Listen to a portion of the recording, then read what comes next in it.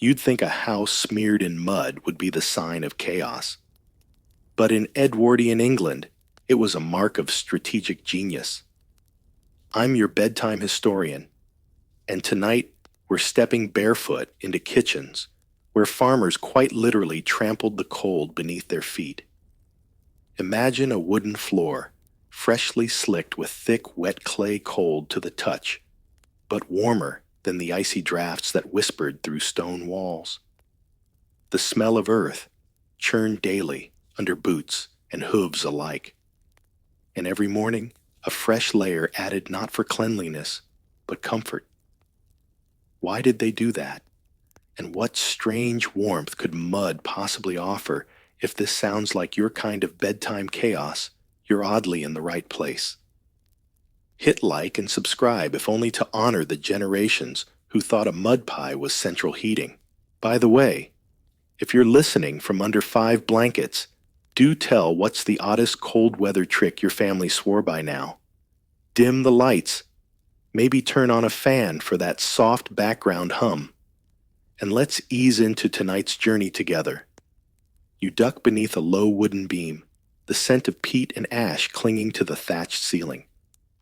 Below your feet, not planks, not rugs, but a thick layer of mud. It squelches slightly when you step packed tight from boots' hooves and the daily shuffle of life. Edwardian farmers didn't lay carpets, they laid earth. Why? Because packed mud held heat. A thick, moist buffer that trapped warmth from the hearth, stopped drafts from slithering up through floorboards, and provided the kind of rudimentary insulation that kept toes just this side of frostbitten. It wasn't elegant, it wasn't clean, but it worked. And every morning, a fresh scraping of mud from the yard was brought inside to patch the floor like an earthen quilt. On colder nights, straw was added, creating a kind of straw mud lasagna beneath their boots. Some families even stirred in cow dung for added insulation, though that practice sparked fierce debate and stronger soap. Historians still argue whether this was more common in poorer regions or simply passed down through eccentric households. There's no scholarly consensus on who started the trend, but some believe it evolved from medieval barn homes, where livestock and humans shared space and warmth, and the floors were treated the same way. In a way, the Edwardians were just refining an old trick. The difference, they did it with an air of routine. The morning mud round, as some called it, was a quiet act of survival. In the dim, smoky light of winter, with snow against the windows, and the wind howling like some ancient thing outside the mud beneath your feet, feels almost cozy. Almost. And in this strange, squishy flooring, you begin to understand comfort is relative and survival is often a bit ridiculous. There's a particular kind of stillness to an Edwardian morning, the hush of frost on windows, the slow hiss of a damp log catching fire.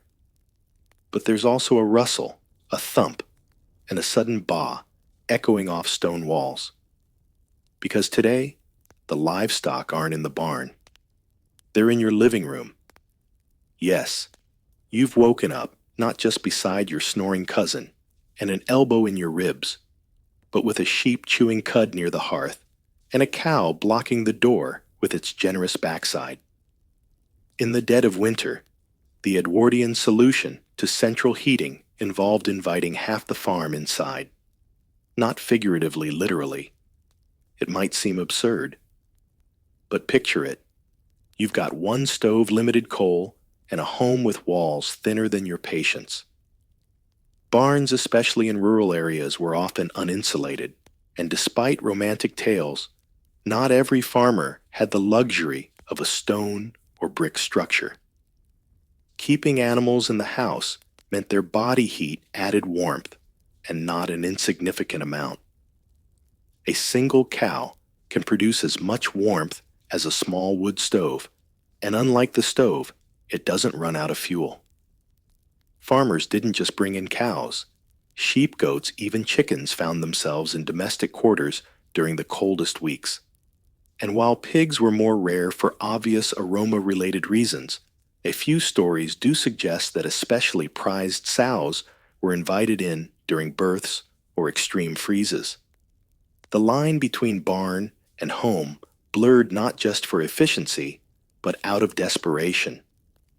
Some scholars remain puzzled by the logistics. How did these families manage manure odor and general chaos? There are conflicting accounts. One suggests a corner of the room was always laid with fresh straw shoveled daily like a stable. Another hints at sloped flooring designed to drain fluids toward a bucket. And still, others believe families simply tolerated the mess, viewing it as temporary and preferable to frostbite. The tradition varied by region, too. In Wales and Scotland, especially mountainous areas, indoor animals were more common due to harsher climates. Homes in these regions often had byre dwellings where livestock occupied one end of a long single-room house. A half wall, or in some cases, just a curtain, marked the divide between human and animal zones. Of course, it wasn't always harmonious.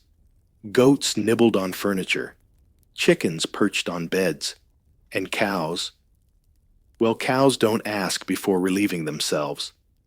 But the presence of animals meant more than just heat. They were company. Children would curl up next to sheep like living hot water bottles. Elderly relatives, especially those with rheumatism, claimed the warmth of an ox in the room helped ease the pain better than any tincture. And during the long, dark months of February, even the lowing of a restless cow was preferable to silence.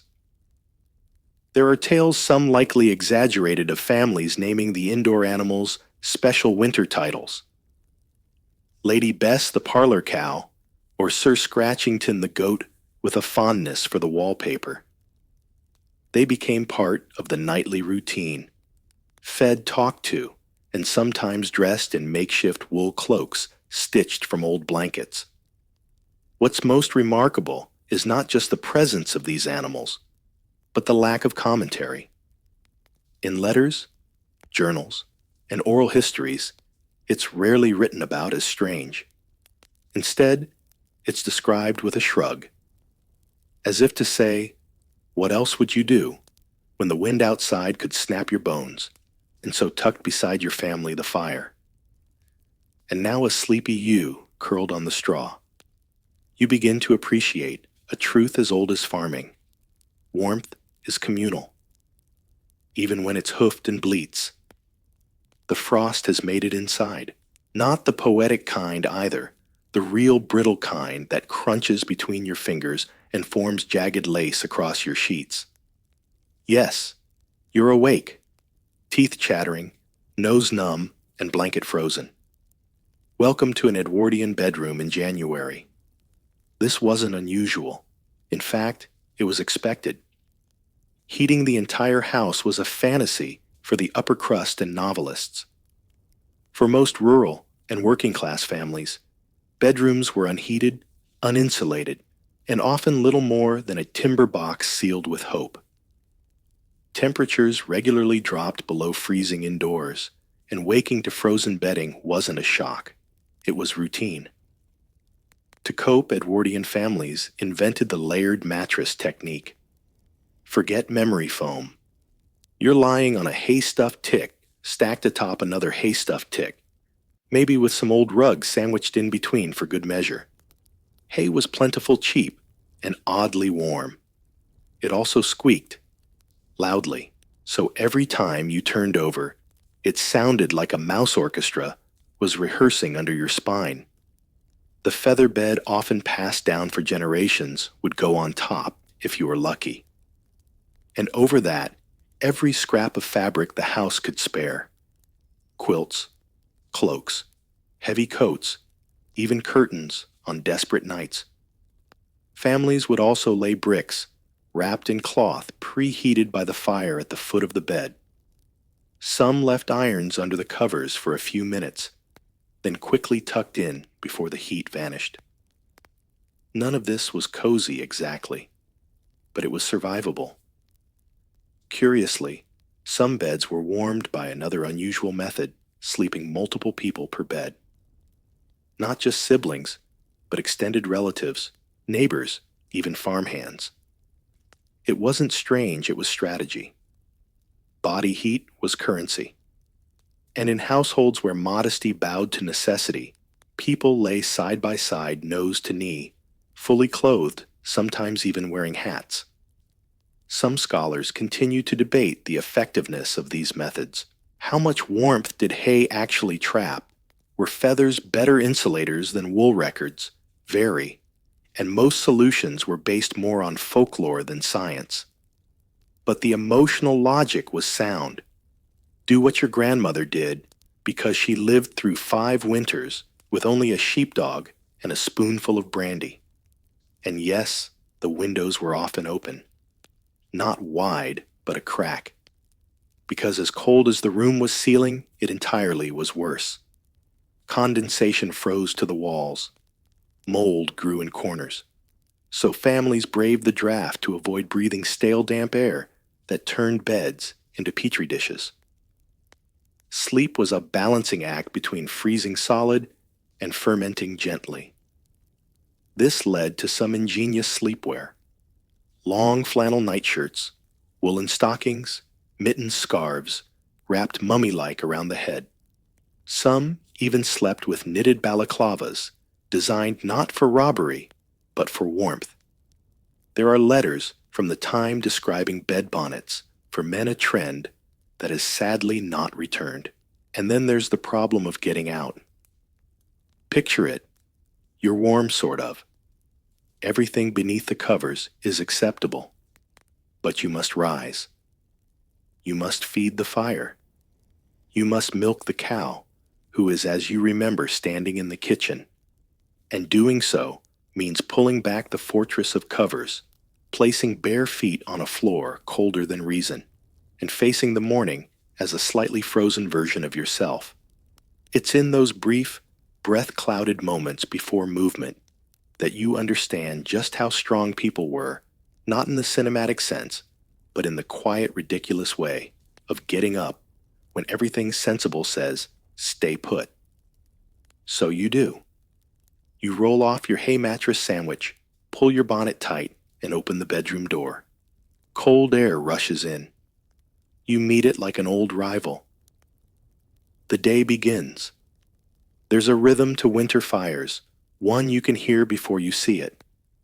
The soft tap of coal in a scuttle, the dull clink of iron tongs, and the slow, careful dance of not burning the house down with every top-up. In Edwardian homes, the hearth wasn't just ambiance, it was strategy theater and survival. You crouch before a cast-iron stove, the kind with ornate flourishes and sooty edges. Behind you, cold drafts swirl like mischievous ghosts. The fire crackles low and uneven because you're rationing coal. Everyone is. In fact, you're counting lumps. And heaven forbid you waste one, your grandfather would rise from the armchair just to scold you. This is where burn bricks enter the story. Burn bricks, also called fire bricks or coal savers, were curious inventions. Clay or ceramic blocks heated in the stove to retain warmth after the flame died down. You'd toss them in with the evening fire, let them absorb the heat, and then once the embers faded, they radiated warmth like a sleeping dragon, low and steady. A sort of proto-space heater, but with zero technology and a slight chance of toe burns. Some households used actual house bricks. Others used iron bars or stones wrapped in cloth. But the principle was the same: extend heat without feeding the fire. It was a delicate balancing act, especially when you only had one stove for the whole house. And one wrong poke meant ashes in your porridge, or worse, a room full of smoke and a coughing fit that woke everyone. Feeding the stove became a ritual. There was a hierarchy too. Older children might be trusted with coal. Younger ones could only watch, and guests never touched the poker. Ever.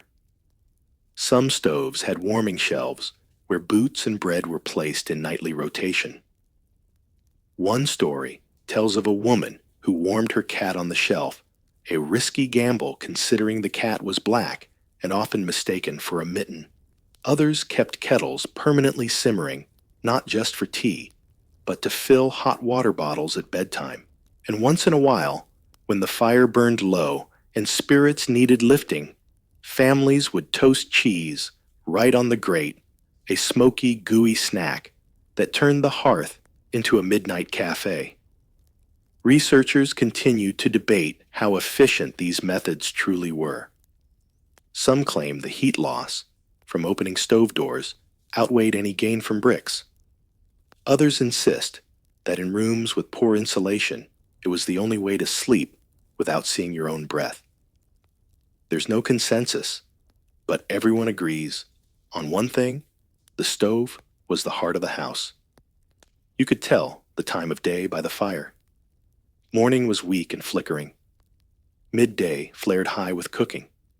Evening glowed deep red, low and steady.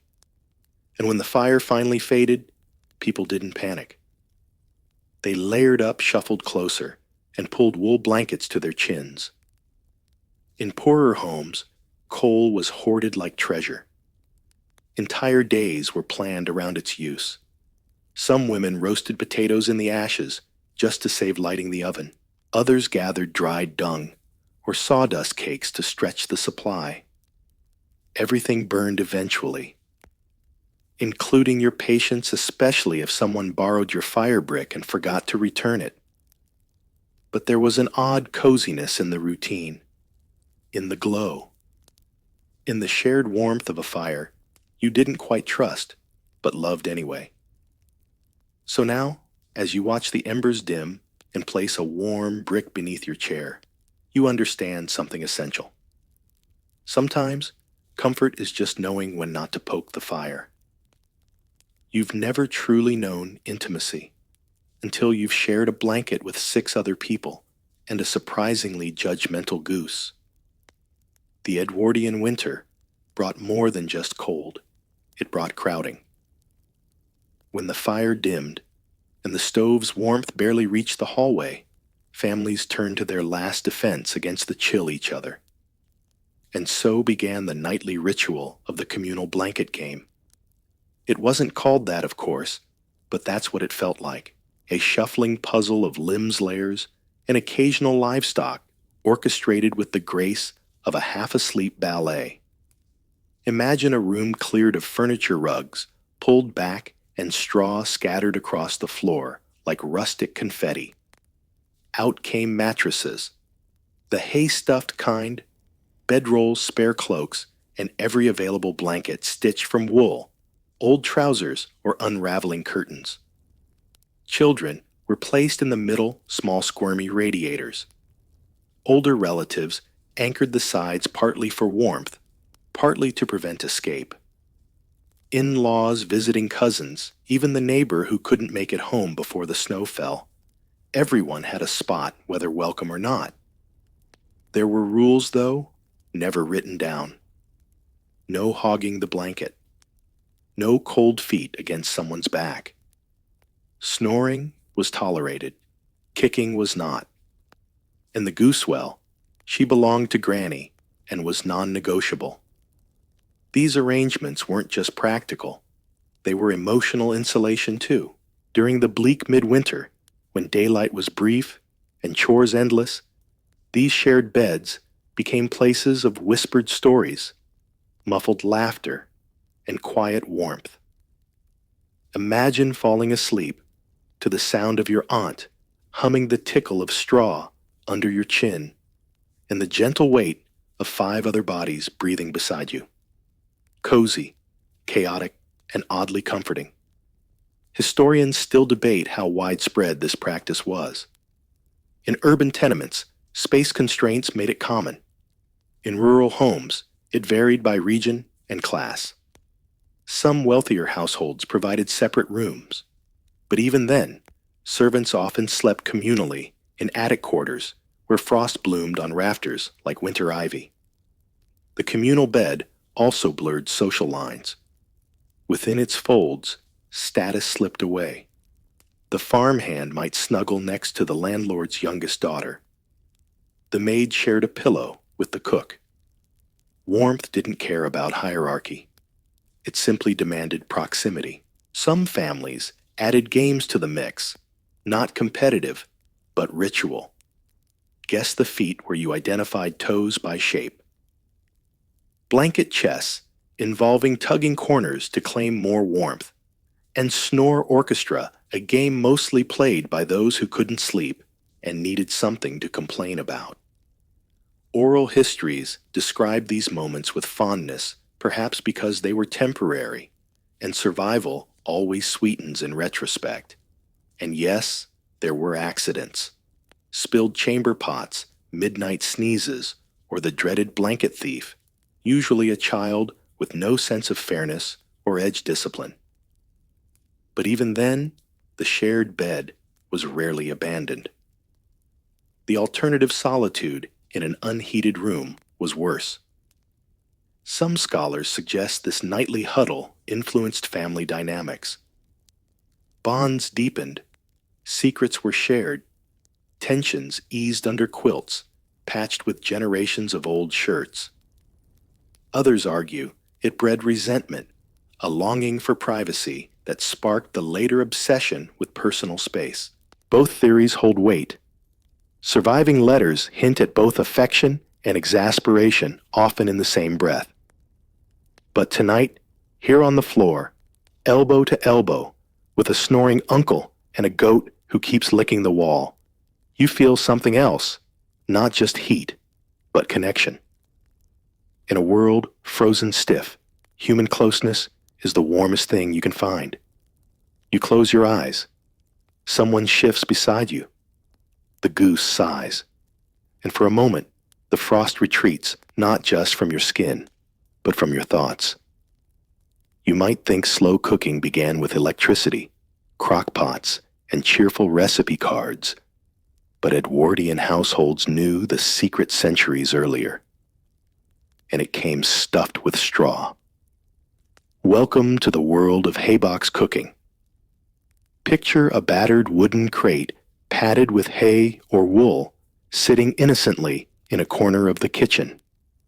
At first glance, it looks like a storage box, or perhaps a suspiciously quiet pet bed. But open the lid and you'll find a pot, inside tightly wrapped in cloth, nestled into a homemade nest of insulating fluff. This was the haybox, an off-grid slow cooker that simmered stew while saving every precious lump of coal. The method was simple but ingenious. Boil your food briefly on the stove, then immediately transfer the pot lid sealed tight into the haybox. The residual heat trapped in the insulation would continue to cook the contents slowly over several hours. Soups, porridges, puddings, and stews emerged rich and tender often, with flavors more developed than anything rushed on the hob. Why use a haybox? Because fuel was finite, expensive, and finicky. Even middle-class households couldn't afford to keep fires burning just for dinner. Coal was rationed, wood was wet, and gas where available was costly. The haybox offered a solution that was both economical and surprisingly effective. And it wasn't just hay. Families used shredded paper wool scraps, moss, or even feathers for insulation. Some lined old tea chests or barrels. Others built elaborate benches with hollow seats to house the cooker. The design varied, but the principle remained: trap heat, stretch energy, and let time do the rest. Some scholars remain skeptical about how effective hayboxes were across different recipes. Baking, for instance, was out of the question, and meats required precise timing to avoid undercooking. But for grains, legumes, and hardy root vegetables, the technique was nearly foolproof and often safer than leaving food unattended on open flames. What's more, Hayboxes freed up the cook. In homes where one person juggled children laundry and livestock, being able to prep a meal in the morning and forget it until nightfall was revolutionary. It turned cooking from a constant battle into a background process, an early glimpse of the convenience that would one day define modern kitchens. There were quirks, of course. Some dishes emerged with the faint aroma of barn. Hay wasn't scentless after all. And without the reduction that comes from simmering over flame, some stews leaned watery. To compensate, cooks added thickening agents like barley flour or mashed potatoes. Others embraced the soupiness and simply called it broth a name with conveniently low expectations. But in communities where every scrap of fuel mattered, the haybox was more than a trick. It was a statement: resourcefulness over luxury, patience over speed. In fact, during World War I, governments promoted haybox cooking in pamphlets urging citizens to save coal for the war effort. Public demonstrations were held, and some households began building decorative hayboxes with embroidered lids and quilted interiors, an odd but endearing fusion of domestic pride and national duty. You lean over one, now lifting the lid. Warm steam wafts up. Carrots, turnip, a hint of onion, maybe a lonely chunk of mutton. The smell is gentle, earthy. It doesn't shout. It suggests. And in the quiet kitchen, lit only by firelight and framed by frost-rimmed windows, the humble haybox hums with warmth that costs nothing but time. So you close the lid again, wrap your shawl tighter, and let the stew continue dreaming in its nest of straw. Under your shirt, tucked awkwardly into your waistband, is today's headline. No, not as armor or protest, but as underpants. Meet the Edwardian winter fashion revolution, wool and newspaper undergarments. It's early morning, and your breath clouds the air as you shuffle into layers. Thick socks, flannel trousers, maybe 2 waistcoats. But the real secret, shared in whispers between grannies and gossiping aunts, is the humble daily paper, folded neatly and pressed against the skin. It crinkles when you move, rustles with every breath, and adds not 1 ounce of elegance, but warmth, surprisingly, yes. Newspaper, especially when layered between wool or cotton, acts as an insulating barrier. It traps body heat, blocks wind, and repels damp to some degree. Edwardians, particularly those with limited means, recognized its value instantly. And so began the practice of stuffing headlines into sleeves, headlines down trousers, even headlines wrapped around feet. Yesterday's news became today's long johns. The fashion wasn't exclusive to the poor.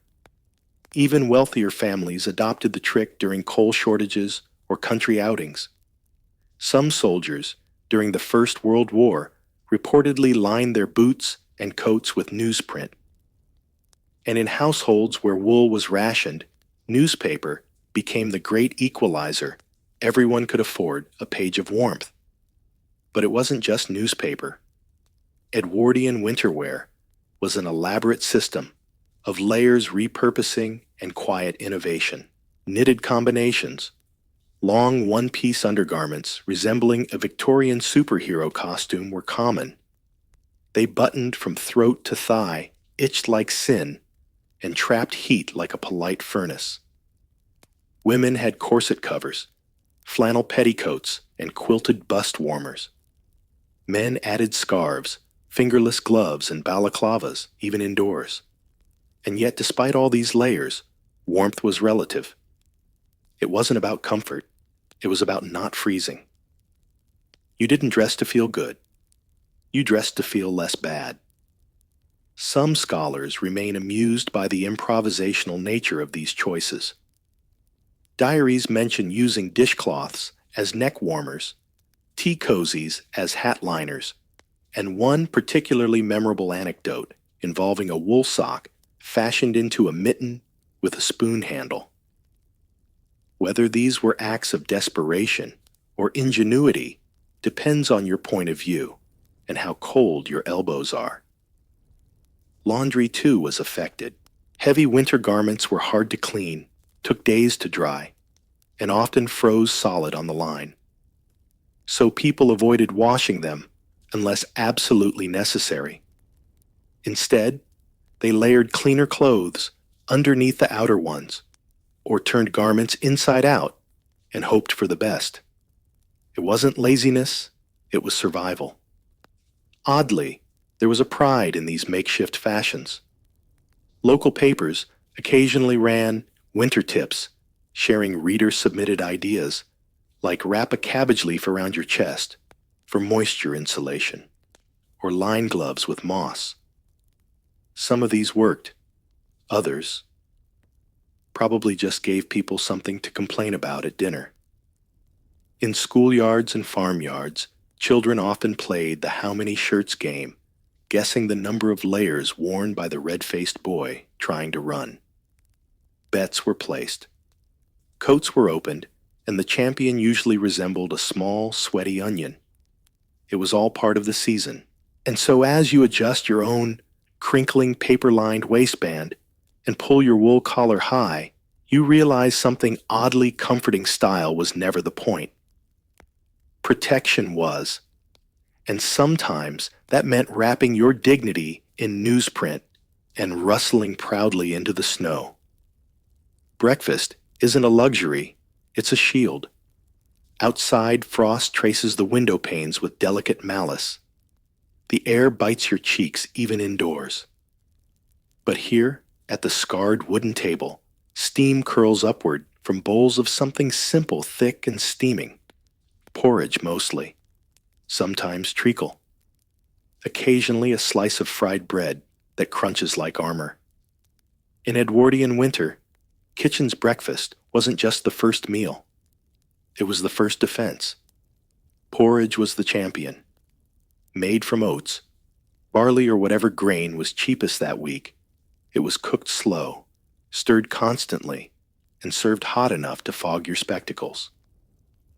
Every family had their twist salt in Scotland milk in the Midlands, treacle in Wales. Some added sweet or goose fat for extra calories. Others stirred in jam if a distant relative had sent some for Christmas and forgot to check the postal calendar. Treacle itself deserves a moment.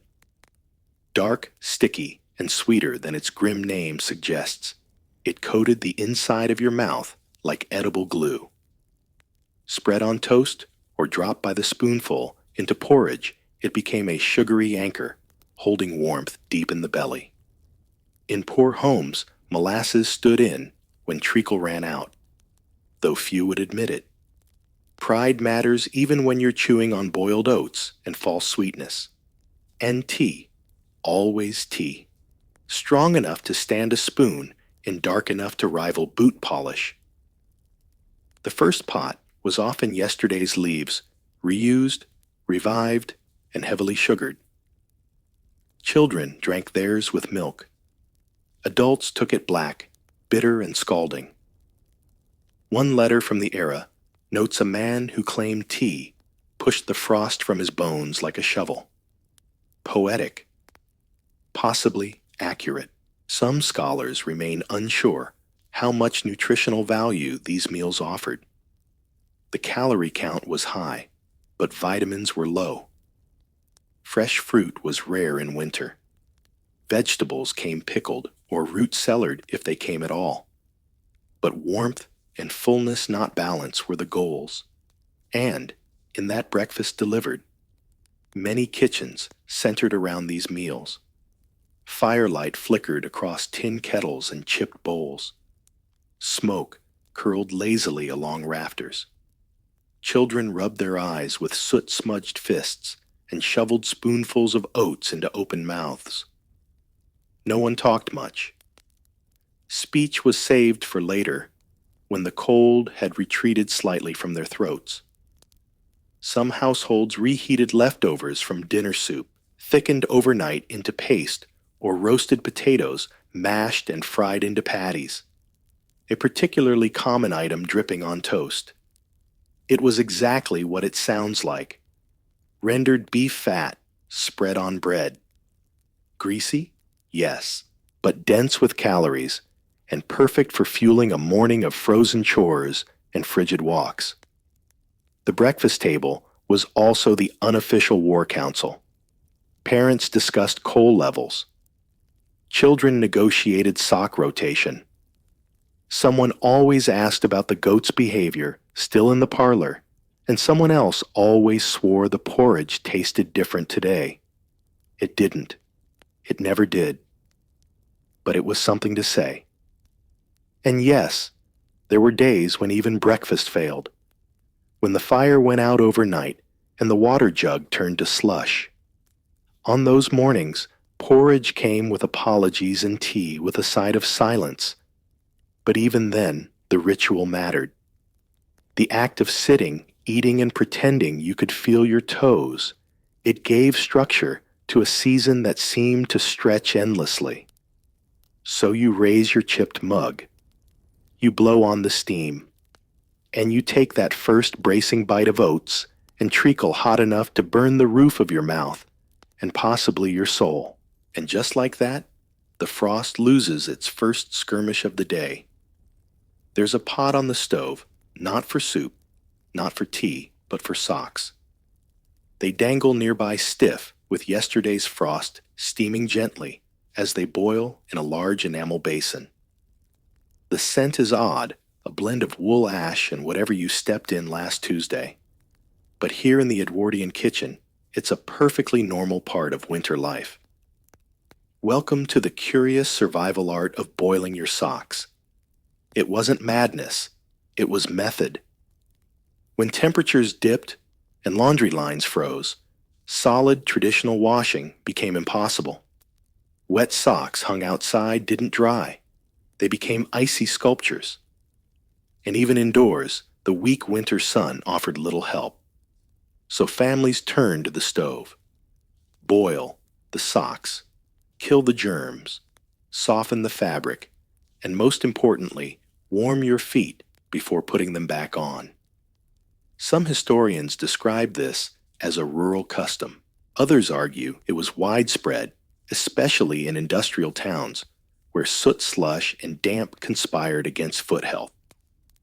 Whatever the origin, the logic was simple feet got cold, socks got wet, and if you didn't dry them fast, you got chilblains, a charming 19th century term for itchy, inflamed toes that throbbed like bad poetry.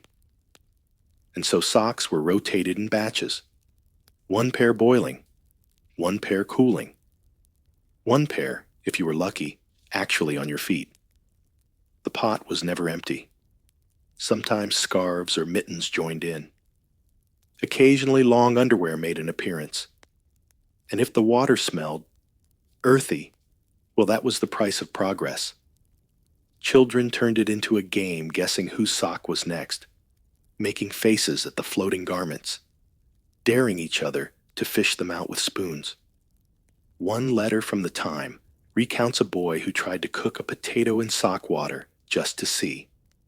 The potato, it is said, was never eaten. Some scholars remain divided on the hygiene benefits. Boiling certainly killed bacteria, but it also wore down the fabric, shrunk the wool, and occasionally caused color bleeding, turning white socks a questionable shade of grayish-brown. Then again, fashion wasn't exactly top priority in households where everyone wore 3 coats to bed. Besides heat and hygiene, boiled socks had another purpose: morale. Pulling on warm, steamy socks first thing in the morning felt like a small luxury, a secret indulgence against the grimness of winter. It was the equivalent of an Edwardian foot spa minus the scented candles, and plus a lingering whiff of cabbage. For some, the ritual extended further.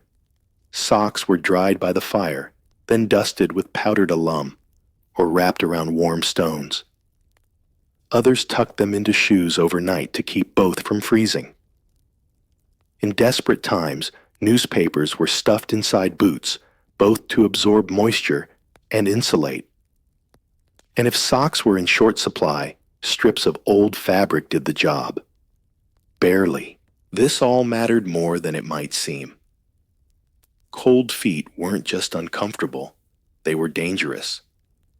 Frostbite, trench foot, and infections were real risks, especially for children trudging to school or farmers out before dawn. Socks, humble though they were, stood between you and a very miserable winter. So now, as you lean over the stove, watching your own socks swirl lazily in boiling water like woolly dumplings, you realize something peculiar. There's comfort in routine, even when that routine smells faintly of foot. You lift the pot with tongs. Steam rises, and somewhere beneath that fog, you feel the warmth of survival, one sock at a time. You're awake, but your fingers are numb. Your nose tingles, and the ink on your school slate has frozen again.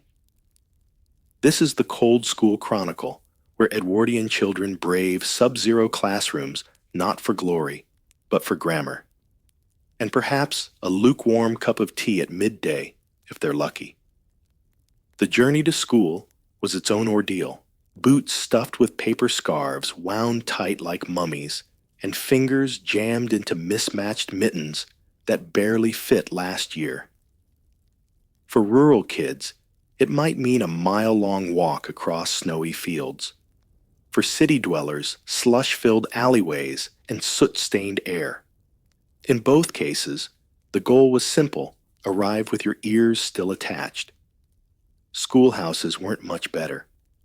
Most had a single stove, often in the center of the room, surrounded by a circle of huddled desks and children rotating like roasting chickens. Those near the fire toasted. Those near the windows froze. And those in the middle endured both.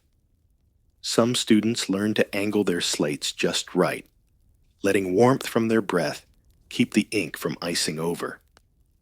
Others used candle stubs tucked inside coat sleeves, an unofficial invention known as the pocket furnace.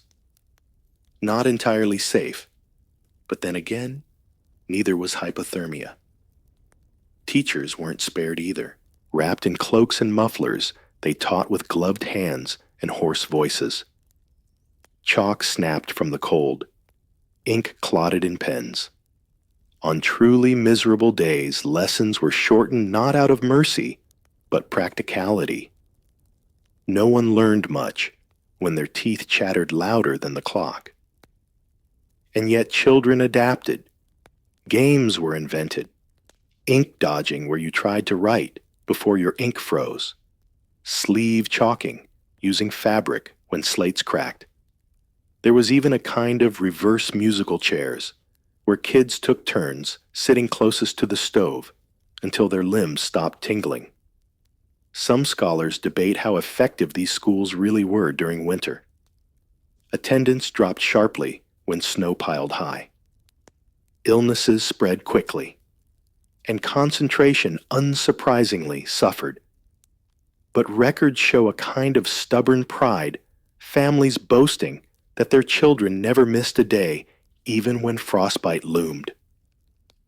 There were moments of grace, too. A warm biscuit slipped from a teacher's pocket, mittens shared between siblings. Or the rare treat of heated bricks tucked into satchels, slowly radiating comfort until mid-morning. One student from Lancashire wrote of a single orange passed hand to hand like treasure, the only fruit many would see that winter. School lunches were equally grim and inventive. Cold bread, if anything. Sometimes soup from a tin reheated badly over the stove. On lucky days, dripping sandwiches.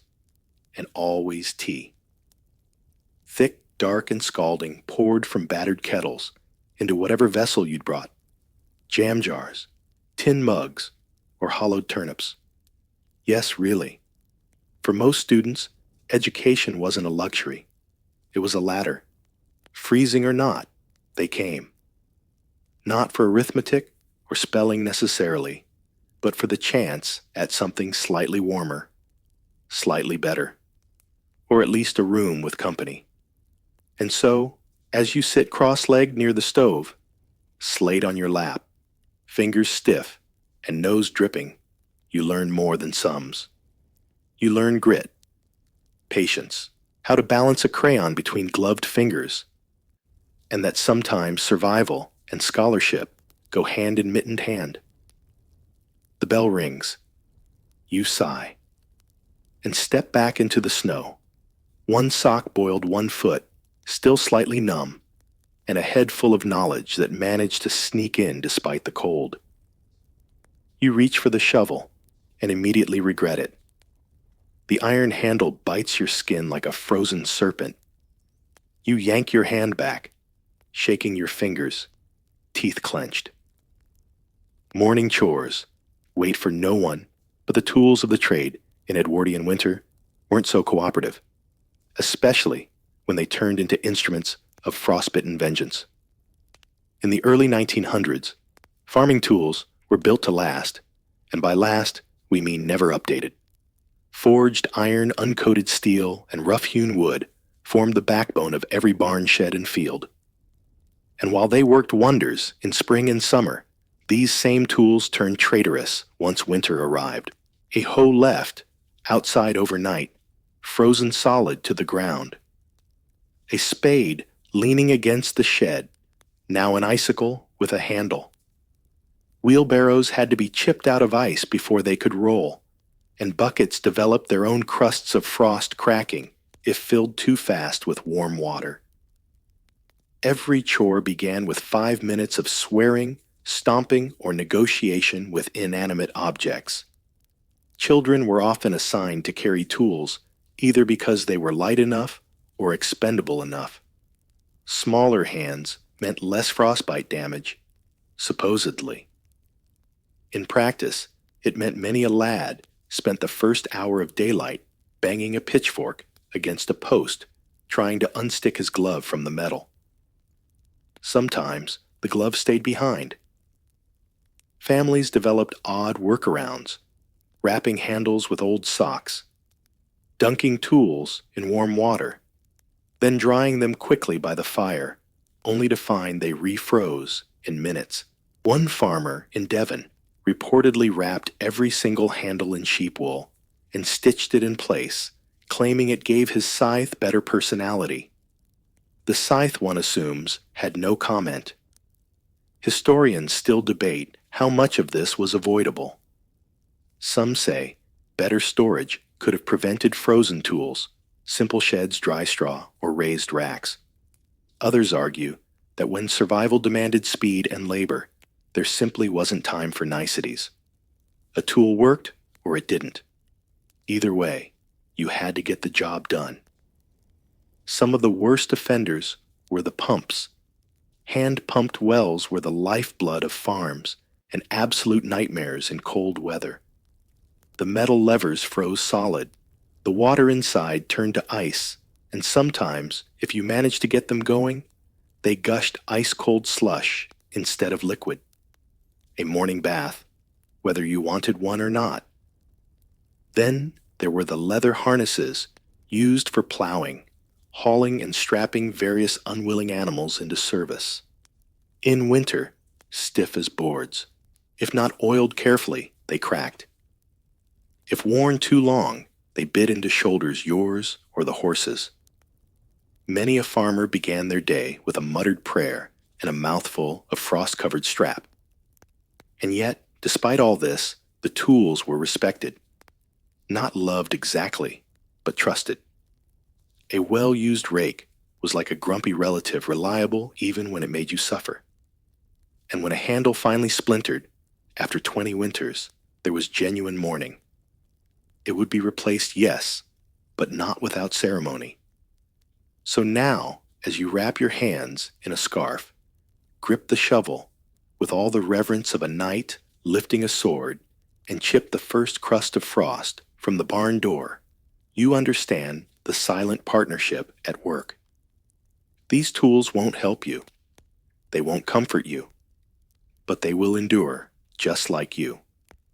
The goat is in the parlor again, not in the barn, not outside, not even in the kitchen, where she sometimes naps near the stove, but right here in the sitting room, chewing calmly on the hem of your mother's best curtain. And no one seems particularly surprised. In the depths of Edwardian winter, the boundaries between indoor and outdoor life blurred like frost on a window pane. Animals traditionally kept out of sight and out of sniffing range were invited in. Not as pets, mind you, but as heat sources, economic assets, and occasional companions. And in some households, they made themselves thoroughly at home. The parlor, typically reserved for guests, funerals, or the vicar, was often the warmest room after the kitchen. If the stove extended its reach, or if a small fire was lit there on Sunday evenings, the space became prime real estate. So when the weather dipped and the barns grew colder than a coal cellar, families did what practicality demanded. They moved the livestock indoors. It started with goats and sheep, smaller, quieter, and slightly more dignified than pigs. Chickens followed, though they were less welcome once they began laying eggs behind the piano. A particularly bold duck once took residence under a sideboard, only to be discovered quacking softly during a poetry recital. True story, allegedly.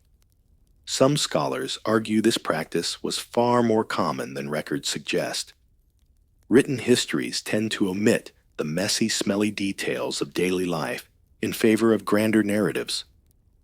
But oral histories, letters and folk tales, hint at a world where sharing your hearth with a goose wasn't eccentric, it was sensible. There were, of course, risks. Goats are curious and indiscriminate in their chewing. Sheep can be surprisingly loud. Chickens leave behind little reminders of their presence regardless of setting. And larger animals like calves or ponies required serious maneuvering just to get through the doorway. One account from Essex recalls a cow stuck in a hallway for 3 hours, serenaded by 3 generations of frustrated farmers with a banjo. To manage the mess, families laid down straw mats, cleaned frequently, and accepted a certain baseline of chaos. Children were tasked with patrolling the floor for droppings, often armed with coal shovels and a strong stomach. Rugs were rolled up, furniture covered, and anything precious was temporarily relocated. Survival trumped civility. Over time, some animals developed reputations, almost personalities.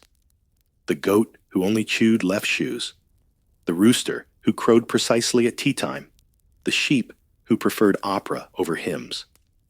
Nicknames emerged: Lady Bleatsworth, Sir Fluffington, Countess Peep. In homes with little entertainment and even less privacy, these creatures offered unexpected joy and warmth. That was the goal after all. Body heat mattered. A room with 4 humans and 3 animals stayed measurably warmer than one with humans alone. And the animals appreciated it too. They curled near the fire, napped on hearthstones, and sometimes leaned in for a scratch behind the ears. It wasn't affection necessarily, but mutual benefit in action. Some claim these arrangements fostered deeper bonds between people and their animals. Others suggest it was a temporary truce quickly abandoned when spring returned. Either way, it reveals a softer truth behind Edwardian hardship practicality, often masqueraded as tenderness, or perhaps the reverse. So now, as you watch the goat settle into grandmother's armchair, tail flicking gently against the antimacassar, you sigh. The fire crackles. Someone hands you a broom. And in the warm, wool-scented parlor of this chaotic winter home, the line between livestock and family fades just a little more. The war didn't pause for winter, and neither did winter for the war. In Edwardian England, When World War I cast its long, bitter shadow, rationing crept quietly into everyday life. Fuel, food, fabric. Everything was counted, measured, and made to stretch. And in winter, that meant one thing above all else: improvisation. Coal was among the first to go scarce. Imported supplies, slowed prices climbed, and families found themselves shivering beside half-lit hearths. So they adapted, and a strange parade of homemade heat hacks emerged. Chief among them, heated stones and baked bricks. You'd heat them in the fire, old bricks. River rocks, even bits of scrap metal, then wrap them in cloth and tuck them into bed before slipping in yourself. They warmed feet, bellies, and occasionally soup bowls, though not always in that order. If you were lucky, the stone held its heat for a few hours. If not, it simply gave you something to blame for your continued suffering. Some clever households baked stones in the oven while dinner cooked, turning mealtime into a dual-purpose operation. The roast stayed warm, and so did Grandma. Others stacked bricks near the stove all day, rotating them out like fireless radiators. One woman reportedly named hers, keeping a chart of which bricks held heat longest. A peculiar habit, but in winter data is power. Rationing also changed how people dressed. Clothes were mended again and again, patched with odd scraps layered to the point of absurdity. One boy wore a woman's petticoat under his trousers for months before realizing it wasn't standard issue. No one teased him. They were too cold to care. Meals too transformed. Meat vanished from the breakfast table. Butter became mythical. Tea was rationed to teaspoons per week. In its place, barley water, hot milk when available, or strange herbal concoctions brewed from dried leaves no one could name. Porridge returned, but thinner. Soups grew creative: turnip peel broth, potato skin, stew onion, and hot water bouillon. Some scholars continue to debate the long-term health impacts of these adaptations. Malnutrition was real, yet so was resilience. Many families grew closer bound by the daily puzzle of keeping warm and fed without exhausting their supplies. Thrift became a quiet badge of honor. So did absurdity. For instance, using toast crusts as fuel, or lining boots with newspaper dipped in vinegar. Or, perhaps most famous, replacing candles with glowworms in jars. That last one may be apocryphal. But then again, wartime winters were strange times. Children learned quickly. They played ration shop trading buttons for imaginary tea. They practiced wrapping bricks without burning themselves. They memorized slogans from government posters: make do and mend, eat less bread, don't waste warmth. And while they often complained, they also adapted. A child who grows up boiling socks and eating parsnip paste becomes a resourceful adult, or at the very least, a legendary storyteller.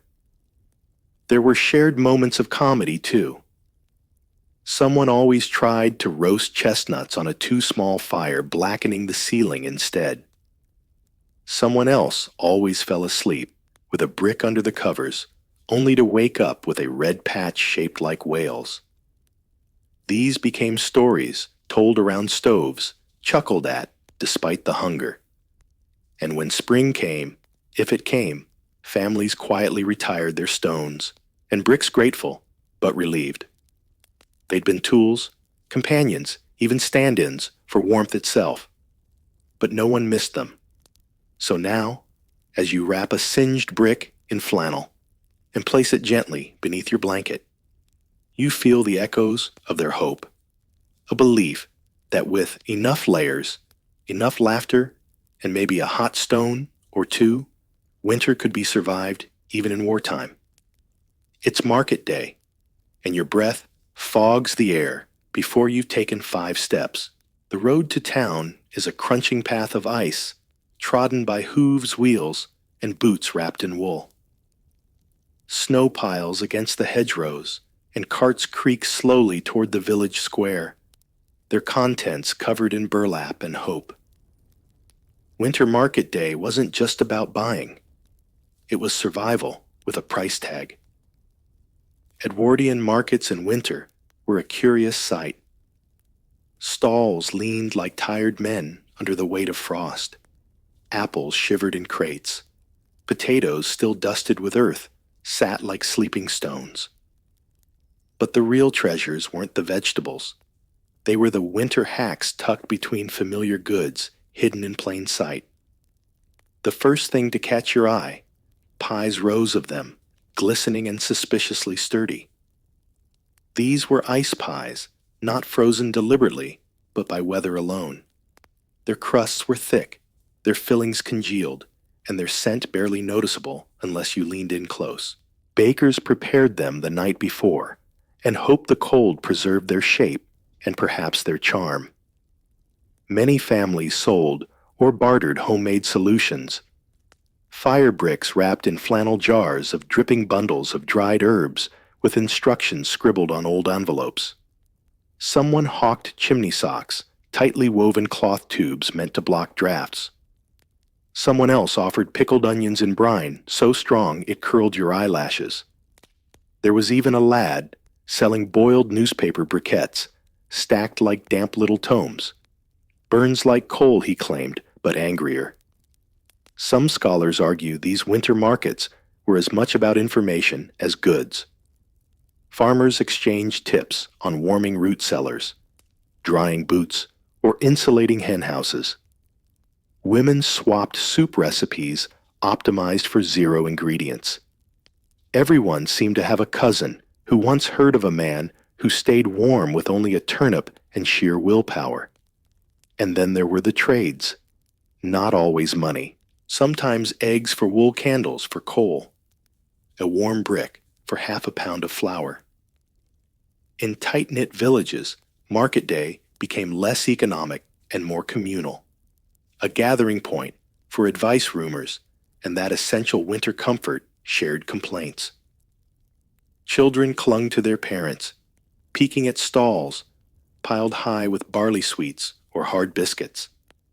One old woman sold snow sugar, really just frozen molasses rolled in oats, but it crunched pleasantly and left your fingers sticky enough to attract warmth, or frostbite, depending.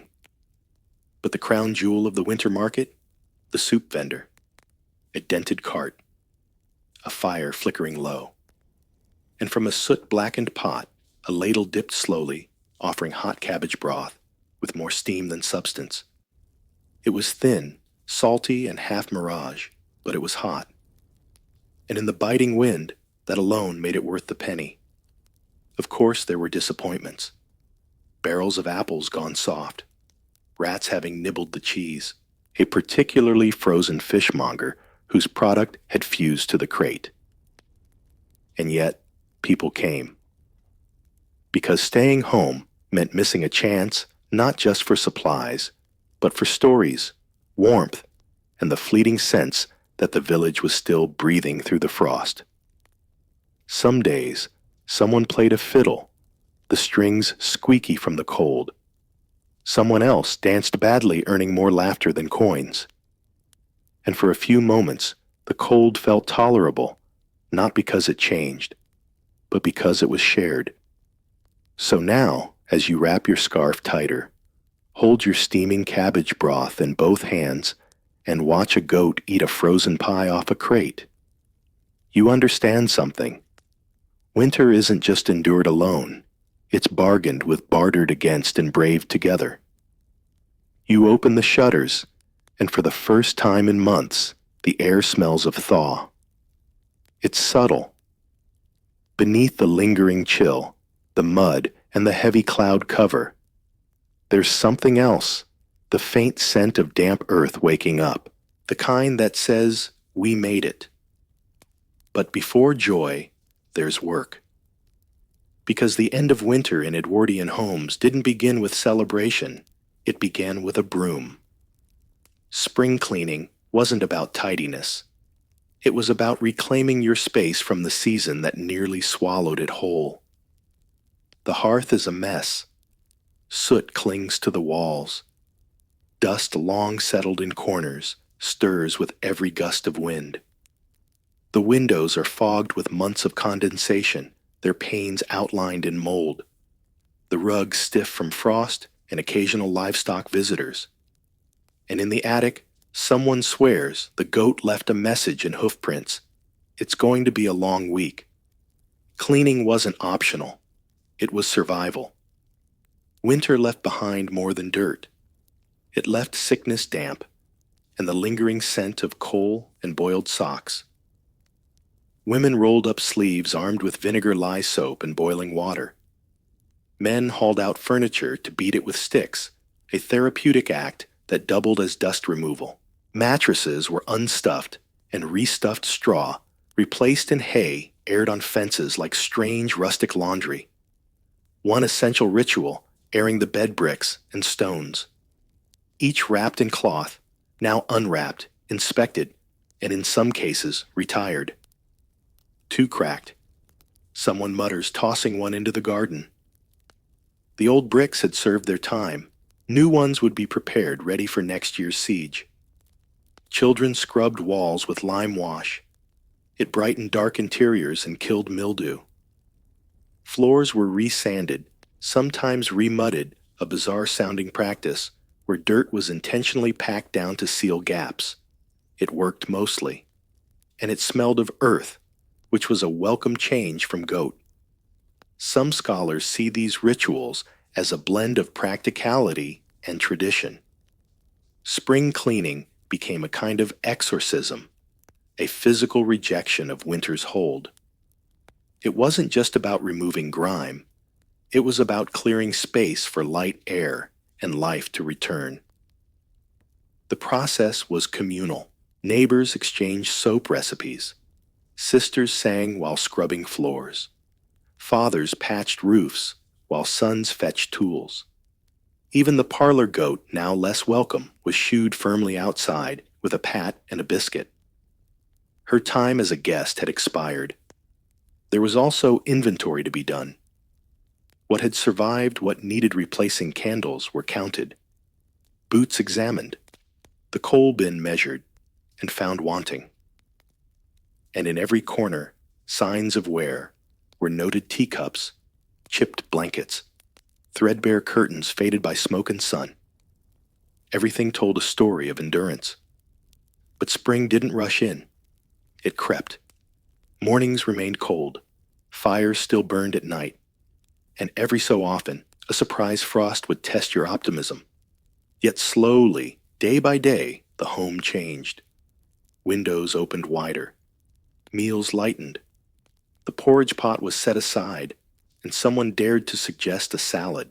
And when the cleaning was done, the hearth swept the hay aired, and the goat officially evicted families paused not just from exhaustion, but from gratitude. They had endured another winter. Together, with bricks, boiled socks, and an unreasonable amount of treacle. So now, as you sit on the stoop rag in one hand, mug of tea in the other, and sunlight warming your face for the first time in weeks, you feel something rare and golden. Not just warmth, not just relief, but a quiet, well-earned peace. Yet as peace settles over the newly scrubbed home, its silence is not complete. Because beneath the floorboards behind the stove and deep in the walls, winter has left its echo. And that echo smells very much like burnt bread and grease. The first thing to hit you is the smoke. Not the woodsy, pine-sweet kind of modern fireplaces, but a bitter, coal-heavy fog that seeps into your scarf and never leaves. Edwardian homes, especially the modest ones, relied on cheap coal, often low-grade nutty slack to heat their kitchen ranges. And that coal came with a smell, acrid, greasy, faintly metallic. It coated everything. Coal wasn't just for warmth, It powered the massive iron stoves that doubled as heating and cooking surfaces. You'd hear it crackling, occasionally hissing, if someone had tossed on wet fuel in haste. And with the heat came steam condensation, and eventually, dampness. Bread, poorly proofed or rushed into the oven, emerged with a crust too hard and an interior too soggy. Worse yet, stored too close to the coal range, it absorbed that smoky scent. It wasn't uncommon to slice into a loaf, only to find the center still cool. And yet, for many families, especially working-class ones, this was normal. Daily bread literally was not an artisanal affair. It was something you made do with. There are records of cooks wrapping loaves in cloth and placing them near the stove in hopes of drying them out a bit post-baking. Did it help? Maybe. But some say the steam of a coal-fired kitchen just made everything sweat. Interestingly, historians disagree on just how bad these bread and coal combinations truly were. Some diaries describe the warmth of the kitchen as comforting despite the soot. Others speak of choking breakfasts and headaches from the constant smoke. Still, you can imagine it. The clang of the stove door, the dull thump of coal added to the firebox, the thin whistle of a poorly sealed kettle. You rub your hands together near the warmth, not for comfort, but just to make sure your fingers still work. A loaf sits on the wooden counter, its surface slightly blistered from uneven baking. You tear off a piece. It steams faintly. The crust is singed, the middle damp, and the smell, a fusion of smoke flour and faint yeast cut through with coal dust. It's not appetizing, but it's real. It's the scent of survival. And oddly enough, as your nose adjusts, it becomes familiar. Not good, but known. Like an old coat that always smells faintly of the attic. In the corner, a cat stretches near the warmest brick. It too smells of smoke. Everything does. The walls, the linens, the people. A smoky haze settles in the air, caught by morning light through the frosted window pane. You can taste the coal on your tongue, almost metallic. You swallow thickly and wonder how anyone managed to eat in this. And yet they did. A sharper scent now tickles your nose, briny, sour, astringent. You turn toward the pantry and find yourself in a room that seems more about survival than flavor. Here, preservation isn't a matter of preference, it's necessity. Long before refrigeration, winter kitchens clung to their salted and pickled treasures like lifelines. And those lifelines had a smell. Thick slabs of salted beef hang on iron hooks, glistening with salt crystals that sparkle like frost. Below them, ceramic jars house pickled eggs preserved in a solution so vinegary it makes your eyes sting before your tongue ever gets involved. When the lids come off, the air shifts. It's sharp and acidic, like being slapped with a salad. Pickling was everywhere. Not just cucumbers and onions, but beets, red cabbage, green tomatoes, even walnuts. The pantry was a fermenting gallery of glass and clay, each container a different shade of sour. The eggs, often rubbery and alarmingly pale, float like ghostly orbs in their murky brine. You're not entirely sure they're meant to be appetizing. They were meant to last. Edwardian cookbooks describe elaborate instructions for brining meats, soaking them for days, then rinsing and boiling to leach out the salt. But even after that, the scent lingered. Salty steam, rising from a boiling ham, filled the kitchen, permeated coats hung near the stove, and clung to hands long after washing. Some describe it as tangy warmth. Others called it the sour stink of the poorhouse. Scholars debate how common pickled eggs were across class lines. Were they truly a staple in every home, or more a feature of lower-income survival cuisine diaries suggest both, though always with the same olfactory signature. In a cold month, that sharpness was a kind of reassurance. If you could smell the vinegar, it meant there was still food, still something to slice boil or choke down with beer. Pickling also covered mistakes. Overcooked vegetables. Pickle them. Odd cuts of meat into the brine. Some families had barrels of preserved pork that smelled more like seawater than supper. Children grew up with the smell as a constant cutting through the richer scents of stews or puddings, like a slap across the tongue. You edge closer to the pantry shelf and run your fingers along a dusty glass jar. The label, handwritten in faded ink, reads, Eggs Nov. Inside, a dozen pale ovals float serenely in their sour sea. The smell curls into your nostrils, tart clinging nasal.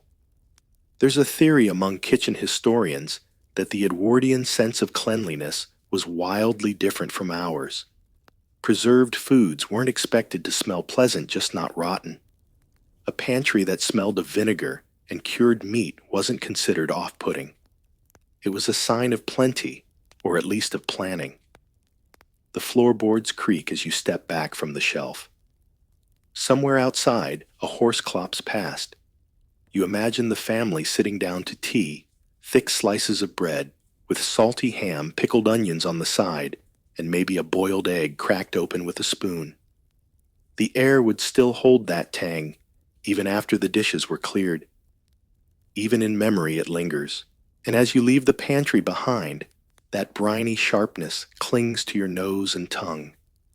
It's not pleasant, but it's part of the house now, like the smoke, like the cold.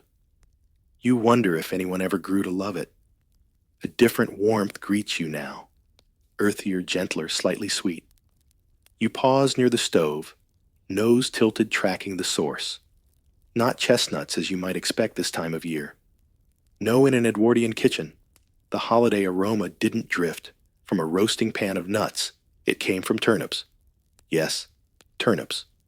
Roasting turnips was as festive as things got in many homes, especially where money was tight and meat was a luxury saved for Christmas Day alone. Root vegetables, turnips, parsnips. Carrots were cheap, hearty, and grew through the chill. And when roasted, they gave off a scent that hinted at caramel dirt and a whisper of mustard. They roasted slowly, nestled in heavy pans, near the coal fire skins, blistering, and edges catching just enough to crisp. You hear them pop and hiss, steam rising as their sugars darken. The scent hovers like a promised warmth fullness, something sweet enough to make you forget it wasn't pudding. Some families treated roasted turnips as treats for the children. Lightly salted, sometimes drizzled with a thin molasses. If it could be spared, they were handed out hot and eaten, with fingers wrapped in cloth. They stained fingers slightly brown and left a clinging scent on mittens and napkins.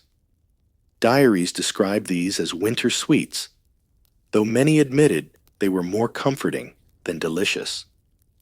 There's even an odd little recipe from a Welsh cottage cookbook that includes roasted turnip slices with nutmeg and stale breadcrumbs called mock mince, though no one was truly fooled. And yet, historians remain divided. Was this a festive indulgence or just clever disguise for scarcity? Some argue it was a cultural tradition, root veg as a staple of rural winter feasting. Others say it was desperation, dressed in a holiday bow. You reach for one, now warm from the tray. It crumbles slightly under your fingers, steam releasing a soft aroma, part earth, part sugar, part fire. You bite in. The skin is chewy, the middle soft. It's not luxurious, but it is filling. In homes where meat was scarce, turnips were something you could count on. Stored in bins, under straw, they lasted well into late winter, and their roasting brought temporary joy. Children played in kitchens while they cooked. chasing each other between drying laundry and dripping kettles, the smell of turnips trailing behind them like ghosts of a better dinner. The oven door creaks as another tray is turned. This time, the turnips are darker edges, nearly burnt sweetness more intense. You imagine a mother lifting the pan with a frayed towel, setting it beside crusty bread, and pickled onions, her children waiting with expectant hands. In wealthier homes, turnips might have been mashed with cream or glazed with wine. But here, roasted alone, they're plain, honest. Their scent, a quiet declaration that dinner would come, even if modest. The window glows faintly with frostlight. The smell lingers curling around the coal smoke and vinegar. And for a brief moment, this humble root pretends to be a delicacy. And you believe it. It's sharp. It's sour. It's sweet. It's onions. If there was one constant in an Edwardian kitchen, it was the scent of onions, fried boiled raw, stewed caramelized scorched, or soaking in vinegar. Whatever the dish onions were in it. Morning, noon, or supper, their pungent aroma was as regular as the ticking of the wall clock. You catch it now, wafting from a shallow iron pan, the smell twisting with a sizzle. Someone's frying slices in dripping fat, maybe from yesterday's mutton, and the scent hits like a wall. There's nothing subtle about an onion in motion. It bites the eyes and coats the throat. It's both appetizing and slightly rude. Edwardian cooks leaned hard on onions for depth and volume. Meats were rare in many homes, but onions were cheap filling and crucially flavorful. A stew of scraps tasted better with half an onion. A pot of lentils felt heartier when softened with fried shallots. Even breakfast might feature leftover vegetables reheated with onion gravy if you were lucky. The smell infiltrated everything. Curtains, coats, even hair. One maid from a London townhouse wrote in her notebook that Miss Harlowe's bonnet stank of onions for 3 days after she visited the cook. It became a kind of perfume of necessity. And yet, despite its ubiquity, the Edwardian attitude toward the onion was conflicted. Cookbooks often recommended boiling them twice to mild the flavor, while doctors debated whether raw onions built strength or simply ruined digestion. Scholars still argue whether onions were a delicacy of the poor or a seasoning for all. Some even suggest that onion-heavy diets were linked to regional identity, certain boroughs more pungent than others. In your mind, though, it's simpler. If you walk into a house and it smells like onions, it smells like food. Something is cooking. Something will be served. You imagine breakfast, a thick wedge of bread, slightly toasted, spread with dripping and topped with stewed onions. It's not beautiful, but it sticks with you both in belly and in air. At lunchtime, the smell sharpens onions chopped into broth or boiled with dumplings. Even in tea-time savories, finely diced onions were tucked into pastries or layered with cheese. The sharpness clung to fingers despite scrubbing. And by supper, well, by then, the kitchen walls practically sweated onion. There's something oddly comforting about it. You step past a chopping board still damp from use.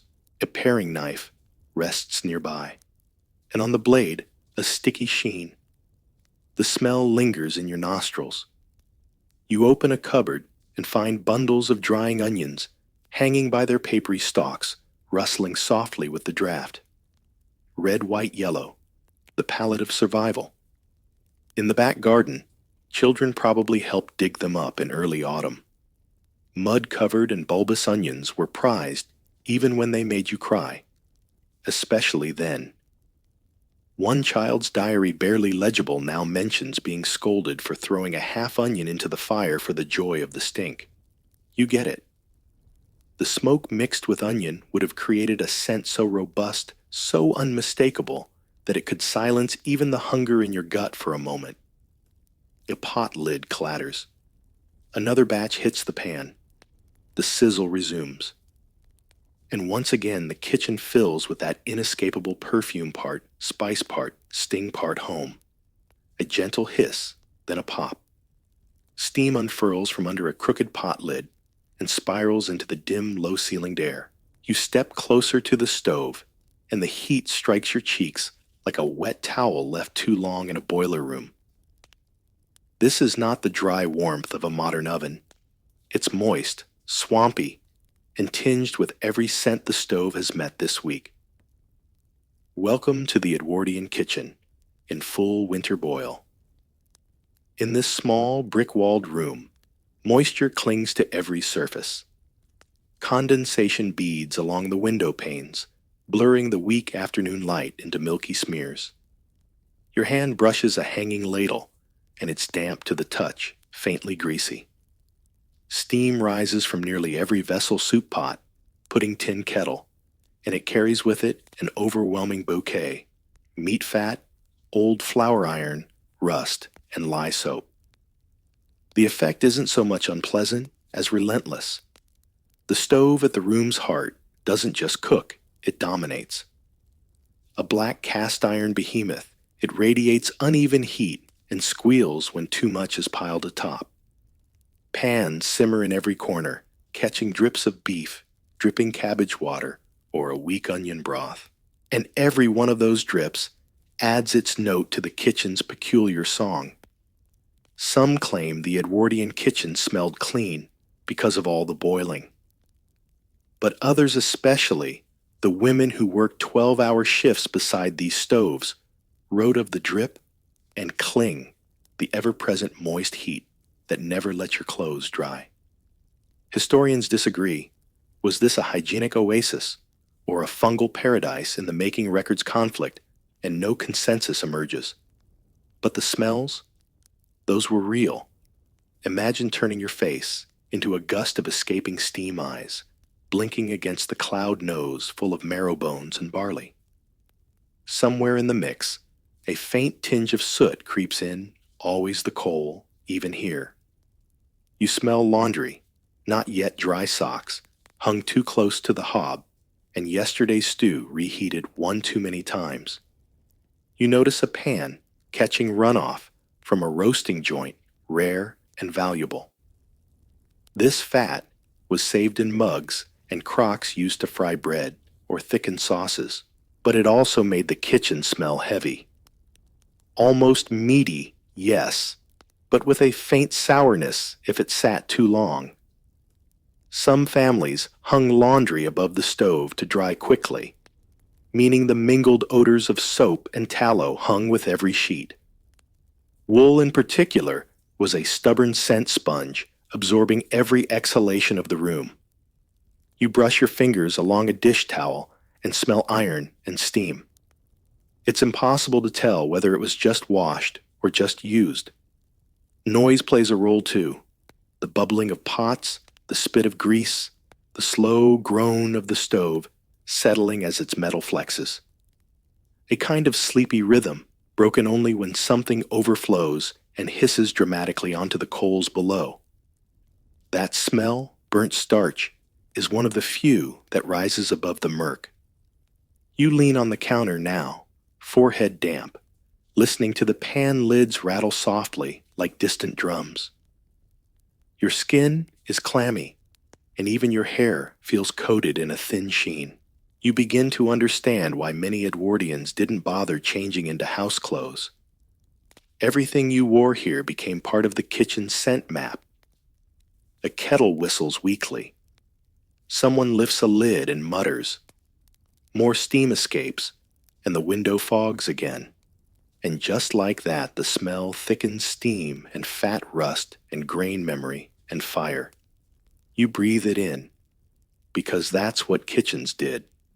A sharp crackle. Then the unmistakable scent of carbon-burnt toast. It drifts in from the side like a slap of scorched flour, and it's not alone. There's another scent just beneath it, yeast. Not the fluffy bakery kind, but something wilder, more unpredictable. Beer yeast. Or rather the aftermath of a brewing experiment gone slightly sideways. Burnt toast was more than a culinary accident in Edwardian kitchens.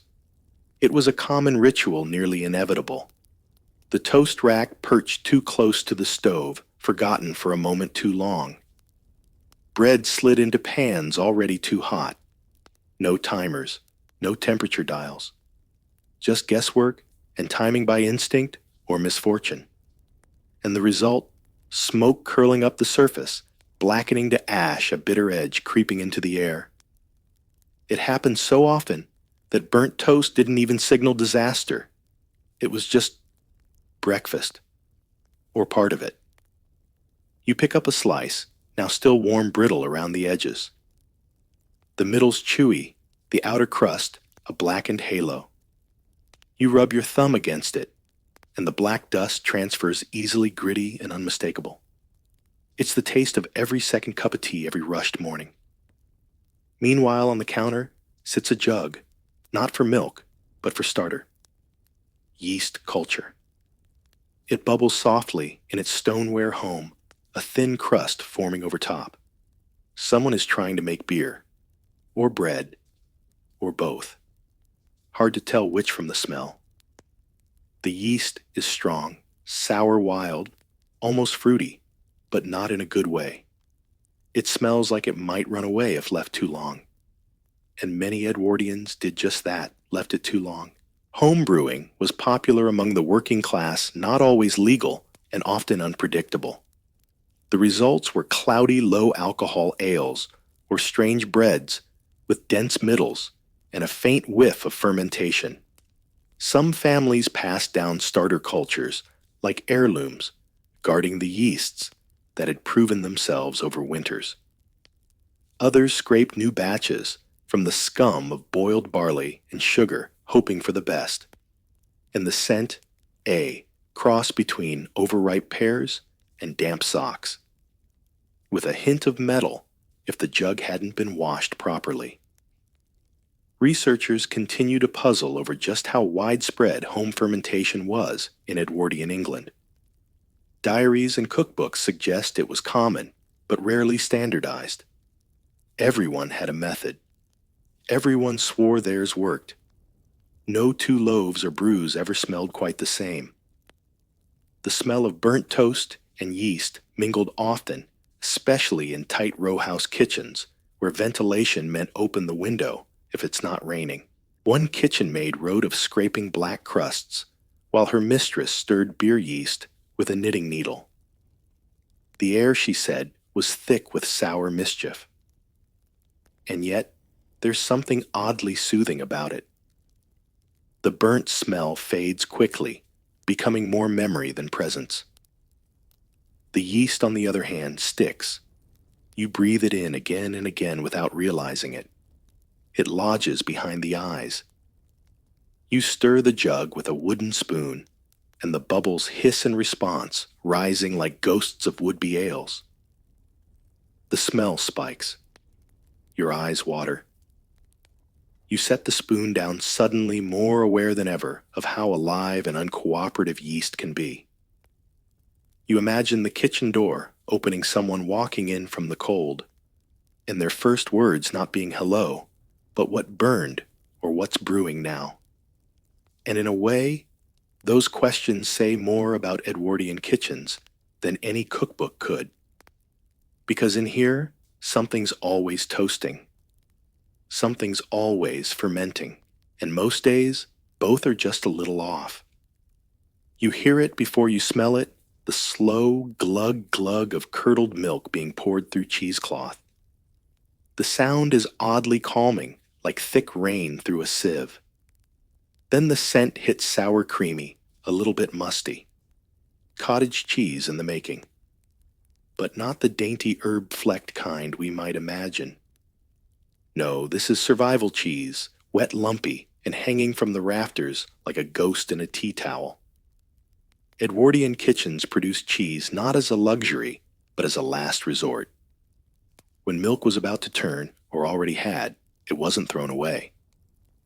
It was curdled, on purpose, separated from its whey, and left to drain in cloth sacks tied over the sink.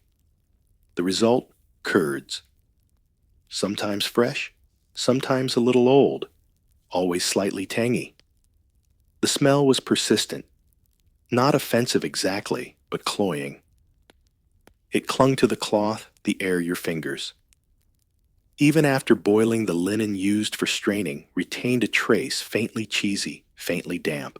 A house might smell of it for days. You glance up now and spot a pale bundle swaying gently above the stove, the cloth darkening with moisture. Beneath it, a chipped bowl collects the whey, cloudy pale, and somehow sweet-smelling despite its appearance. You lean closer. The scent is complex, part sour milk, part damp fabric, part honesty.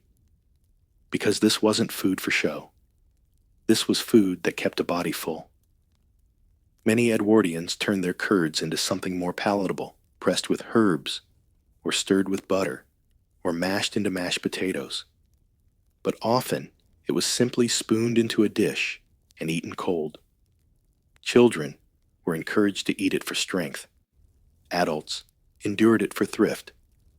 Some cooks swore by double boiling. Others added vinegar to curdle faster. Recipes varied wildly by region and social class. Historians note that rural households used raw milk from the morning's milking, while urban families relied on what the milkman delivered, already older, already turning. Scholars still debate whether the curd's taste was better when made fresh or sour. Records are inconclusive, opinions were strong, and still the cheese got made. You picture a grandmotherly figure now elbows deep in curds muttering as she ties a fresh bundle. The cloth is soft from use stained slightly yellow. She hangs it with a practiced twist, lets the drip begin, and moves on to the next task without pause. She doesn't wrinkle her nose. This is the smell of work being done. At the table, the curds are served plain with a crust of dry bread or a smear of jam. Children complain. Adults chew quietly. It's not a delight, it's a habit, a texture, a way to get by. The scent drifts through the air and settles onto the shelves, the towels, even the cat's fur. It mingles with the ghost of burnt toast, the whisper of pickling brine, the steam of kettles long emptied. You realize that this kitchen doesn't smell of one thing, it smells of everything. But today, the cheese wins. You step back from the hanging bundle and wipe your hands on a towel that probably once helped strain a curd or two. The warmth of the stove has turned the smell slightly sweeter, almost buttery.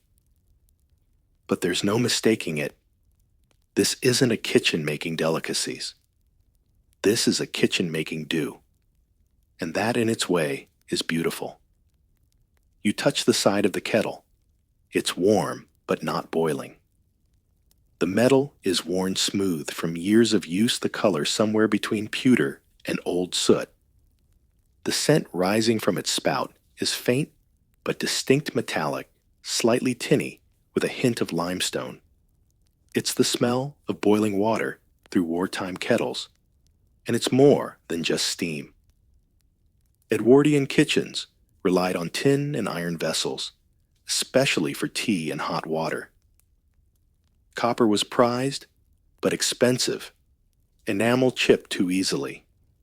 What endured were squat dented kettles made of iron or cheap tin plate, durable if not exactly aromatic.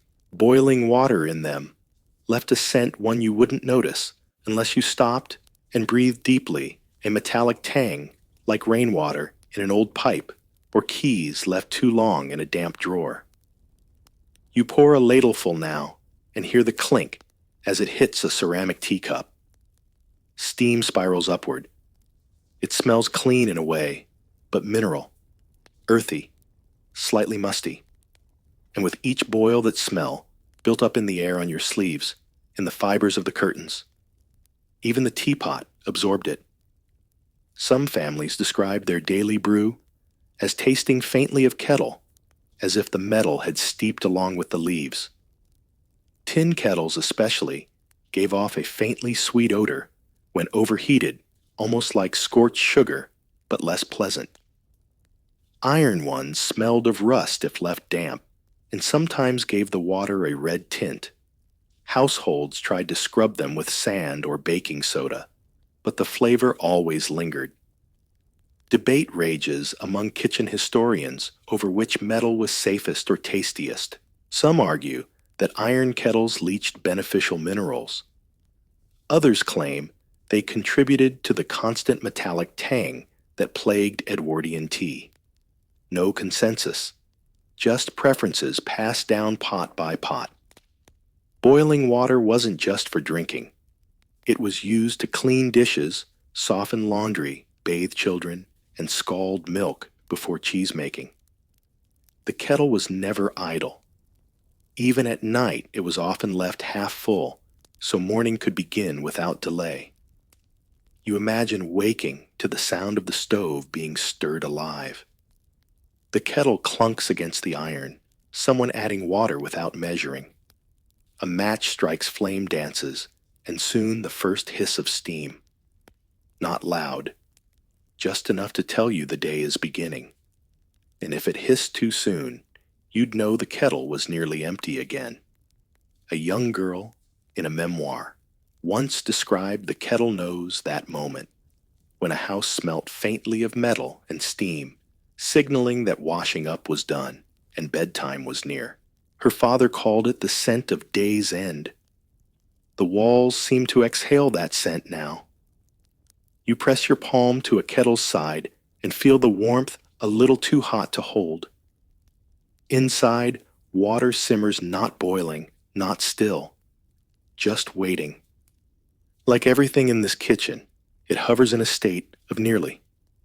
Nearby, a cracked mug catches drips from a spout. The puddle at its base smells faintly of iron and old limescale. Not offensive, just mineral, real.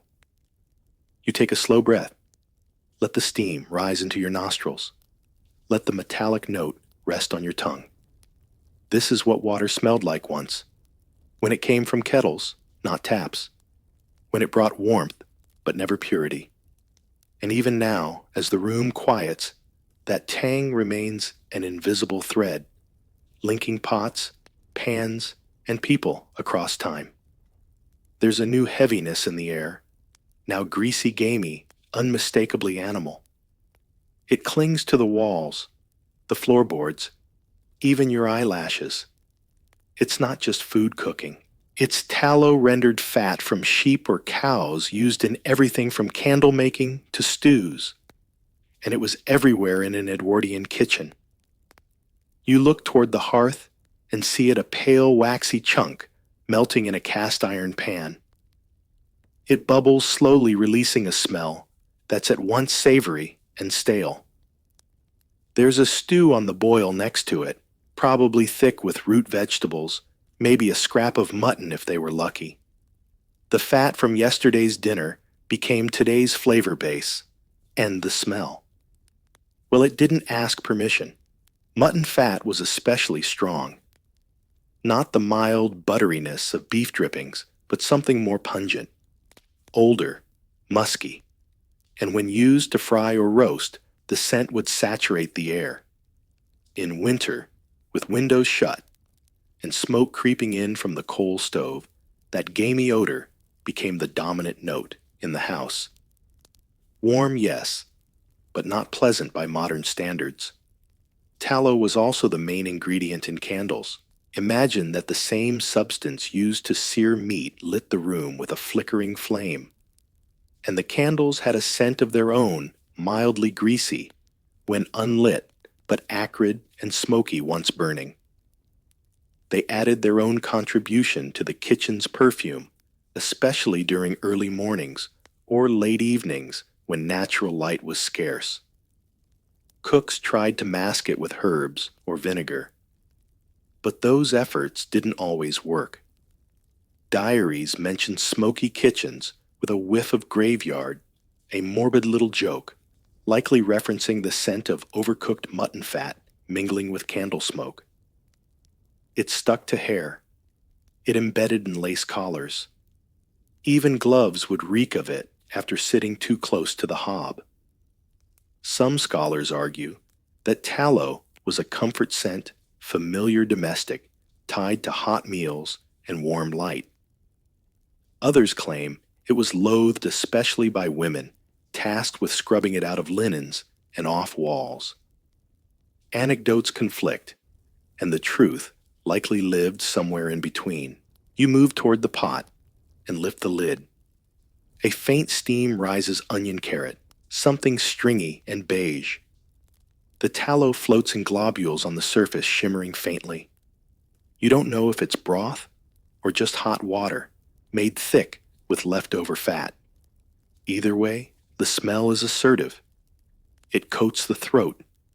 You imagine the meals served here, simple bowls of soup bread smeared with dripping boiled oats cooked in mutton grease. Nothing wasted. Everything reused.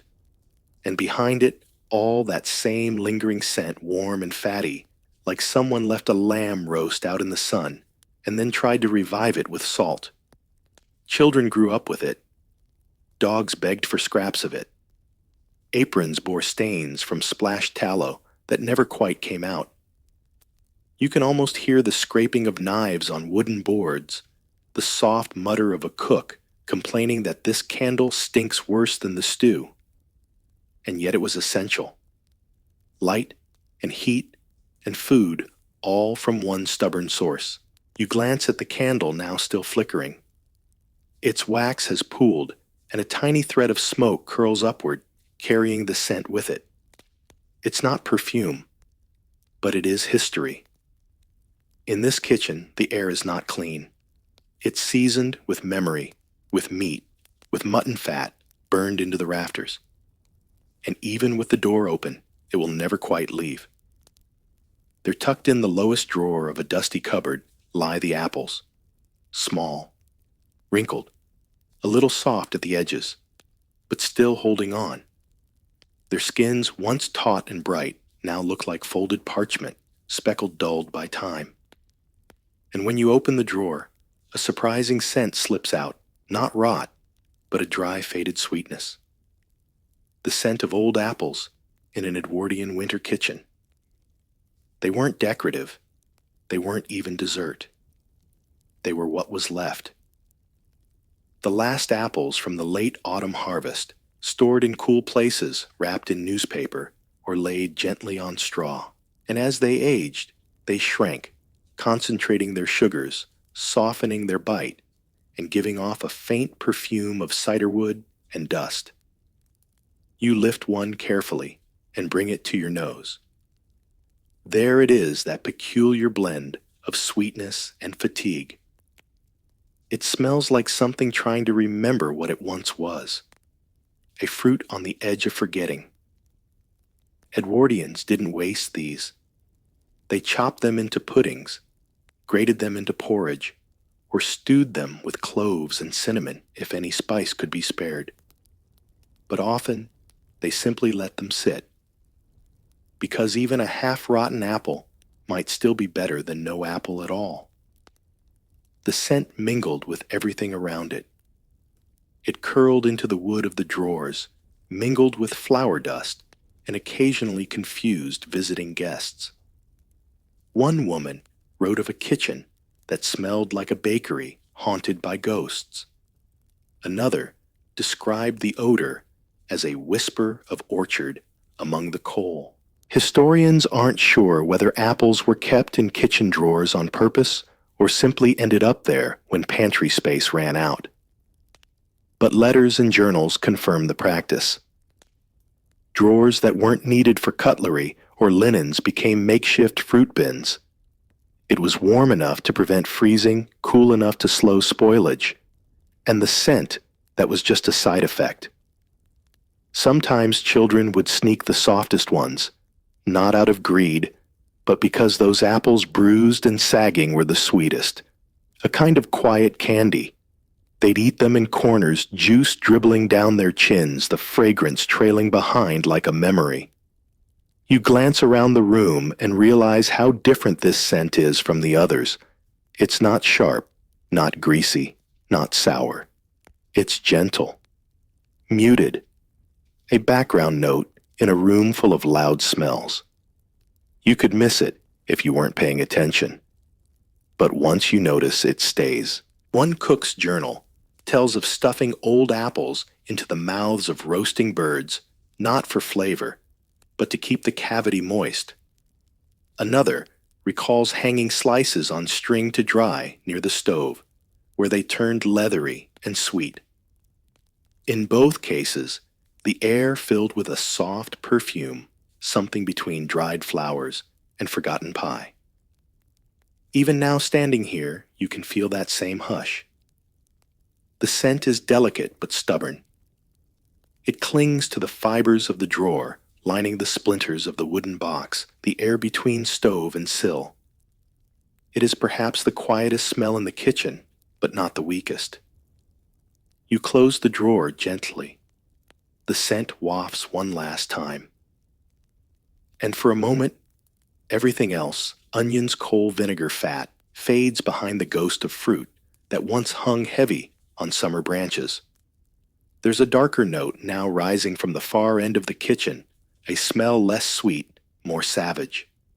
It cuts through the steamy air and announces itself with authority charred bones, not quite burnt, but browned and brittle. This is the smell of soup stretched too far of bouillon cubes before bouillon cubes existed. It's the scent of survival boiled down literally.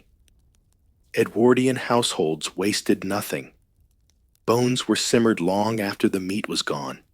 Chicken carcasses, lamb knuckles, even marrow-scooped beef shanks, all tossed into large blackened pots, with scraps of onion celery tops, maybe a carrot. What resulted was thin broth, often cloudy, sometimes gritty, and always infused with that unmistakable scent, a smoky marrowed aroma with just a whisper of ash. You lift the lid of the pot now and lean in.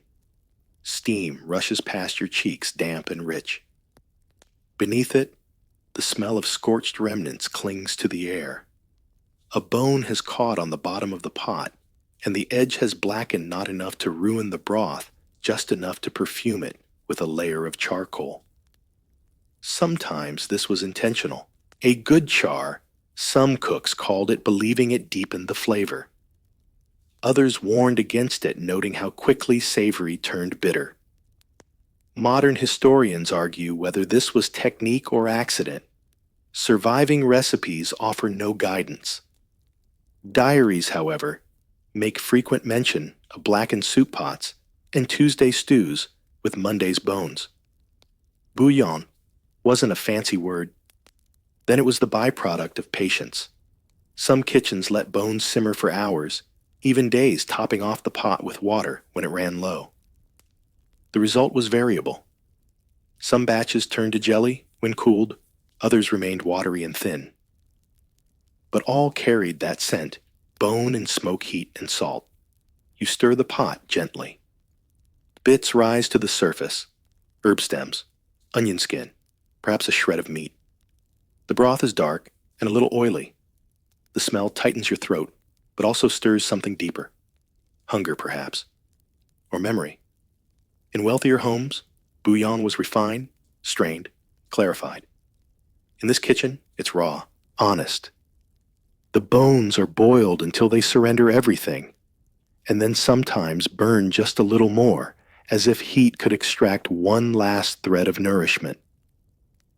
The kitchen walls, remember. They smell of old broth and newer burns.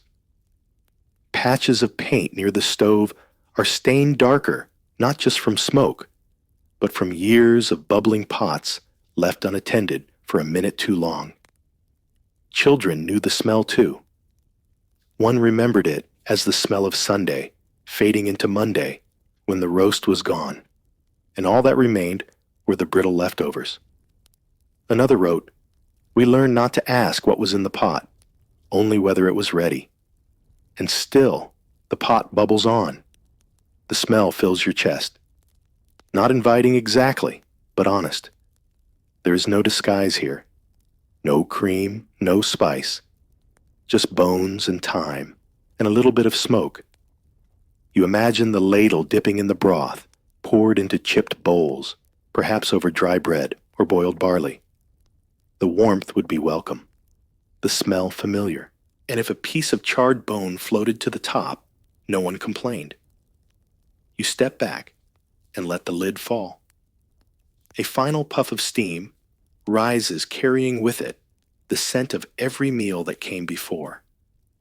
Because in this kitchen, even the bones had stories to tell. There's a sharp note now, acrid mineral, oddly sweet. The scent creeps from the oven and settles on your tongue like metal dust. Soda bread. Or more accurately, soda bread that's gone slightly wrong. You lean closer and inhale. It's the unmistakable tang of too much bicarbonate of soda. A scent every Edwardian baker knew well. Baking soda was a marvel cheap, shelf-stable, fast-acting. But it was also unforgiving. A pinch too much, and your loaf puffed oddly cracked like ancient stone and left behind a bitter, almost chemical scent that clung to the air like regret. Today's oven carries that scent, dry dusty, with a faint whisper of over-toasted flour. You open the door and peer inside. The loaf is misshapen, craggy on top, lopsided at the edges, its crust cracked in places it shouldn't be. You lift it out and give it a soft tap. Hollow, overdone. The smell intensifies now, a mixture of scorched crust and the sharp bite of alkali. Not exactly inviting. Soda bread became common in Edwardian households thanks to its speed. Yeast took hours, sometimes days to rise. But bicarbonate of soda, just add buttermilk, stir, and bake. It worked well if you got the ratio right. And that was the trick. Many households didn't have measuring tools. They guessed. Pinches handfuls enough to cover the spoon. And when the guess was wrong, the oven told on you. The acrid scent filled the room long before the loaf was done. You slice into it now. The crumb is dense, a little dry, speckled with bubbles. The smell rises again, sharp and earthy, not quite burnt, not quite sour. You take a bite. It crumbles too fast, and that bitter edge lingers at the back of your tongue. Still, no one would waste it. Soda bread mistakes were salvaged with treacle jam or gravy. You'd soak the bitterness and sweetness, or salt soften the dry crust with broth. Sometimes you'd toast it again, burn away the worst of it, and call it crunchy. Scholars still argue whether early 20th century bakers understood the chemistry of soda. Some claim it was common knowledge passed down through generations. Others believe it was closer to trial and error, with each household learning from failure and smell. Diaries support both views. What's clear is this: they kept baking it. A housemaid's letter recalls the scent as throat-stinging and sad. Another described it as the smell of haste. You get it now. The loaf before you isn't bad, but it's not right either. It's the edible equivalent of a shrug. Still, that scent, chalky, bitter, oddly familiar, now fills the space between coal smoke and stewed onions. It hovers above the stove top, like a memory not quite willing to fade. You wrap the loaf in cloth and place it near the window, hoping the air might soften it. The breeze sneaks in, lifting the curtain slightly, but the smell remains. And yet there's a kind of pride in it. The smell says something was made here. Someone tried. Someone measured with their eyes and baked with their gut. In a time when failure meant hunger, even imperfect bread was victory. And in this kitchen, with its steaming pots, and vinegar jars, burnt crusts, and bubbling yeast, that bittersweet scent belongs. A faint drip, then a slow hiss as something wet hits warm metal. You turn toward the stove again, and there they are, woolen mittens, limp and steaming slightly, where they've been draped to dry. It's an unassuming sight. But the smell, utterly unmistakable. Damp wool. Faintly sour, oddly earthy, and strangely comforting in its stubborn unpleasantness. The mittens are gray, hand-knit, heavy with melted snow, or perhaps cold-dampened fog. Someone has hung them carefully on a wire near the stove, not too close to scorch, just near enough to steam. And steam they do, releasing that wet animal scent, like sheep left out in the rain. The odor curls up and around the already complex air, adding another layer to the Edwardian kitchen's rich perfume. It's not just the mittens. Coats, socks, scarves all found their way to this drying space during the winter months. The kitchen was the warmest room in the house, and every surface near the range doubled as a drying rack. Hooks above the stove sagged under the weight of soaked wool. Wooden chairs held piles of damp clothing. The result? A room that smelled not just of food, but of people. Cold, wet people slowly returning to life. Children burst through the back door after errands or school shedding layers like molting birds. Wool garments stiff with cold were peeled off and tossed near the fire. Within minutes, the room would fill with steam, and the damp stink of the outdoors came with it. Coal smoke, puddle water, and unwashed knitwear, it all mingled into a scent uniquely Edwardian. You pick up a mitten, now testing its weight. It's heavy with moisture. The smell is stronger here, like an old dog and winter soil. It's not offensive, but it is stubborn. Even when dry, the scent clings to the fibers. No amount of airing out fully removes it. Interestingly, Edwardians didn't seem to mind. One journal from a country schoolteacher describes her kitchen as a cave of wool and broth, which she meant fondly. Another housewife joked that her mittens smelled like lunch boys and Tuesday. Scholars debate whether people truly grew nose blind to these mingled odors, or simply accepted them as part of daily life. Perhaps both. This scent, more than many, evokes presence. There's no mistaking its origin. It is the smell of return of people coming home from cold streets, wet walks, errands run in sleet and snow. It is the odor of drying off, warming up, becoming human again. You imagine the scene, a mother scolding gently as she squeezes water from a dripping scarf, a kettle whistling in the background, the dog curled under the table, hoping for crumbs. The mittens hang limp, steaming quietly as the soup simmers beside them. And somehow, all of it smells right. One child's drawing, preserved in a notebook, shows a stove with mittens hanging like bats and a caption that reads, "They stink, but they are warm." Honest, accurate, and somehow poetic. The smell grows stronger as more garments join the line. Damp wool isn't glamorous, but it tells a story. Someone went out, someone came back, and now they're safe and drying off. You take a deep breath. The kitchen is no less crowded for this scent. It simply makes room, and like the steam, the onions, and the coal, it becomes part of the air itself. Now comes the surprise. Amid all the sour brine, burnt crusts, and boiled bones, a new scent pierces the gloom, and it's glorious. Rich, warm, thick with spice and sweetness. You inhale again. Yes, there it is. Nutmeg, cinnamon raisins, citrus, peel a splash of rum. For 1 week in December, the Edwardian kitchen finally smelled like Christmas. Plum pudding was underway.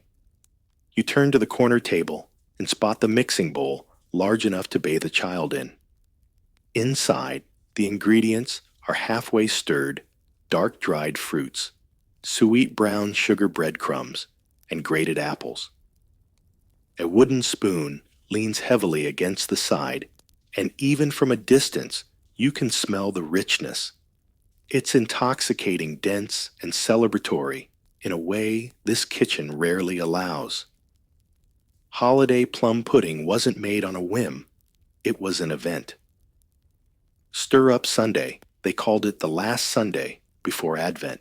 Every family member took a turn with the spoon stirring east to west to honor the journey of the Magi.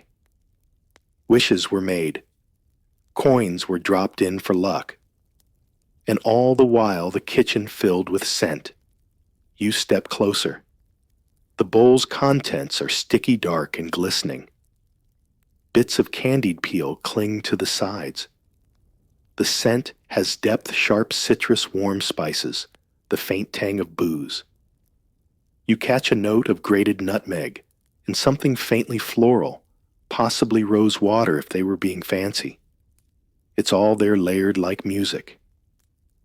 In most working-class kitchens, this was the only truly fragrant dish of the season. Meat and bread were fuel. Pudding was delight. Even if you only had enough for a single round, it was enough. For that 1 hour of mixing and steaming, the air transformed into something nearer to joy. A schoolgirl's letter once described her mother's Christmas kitchen as smelling like heaven and pipe smoke.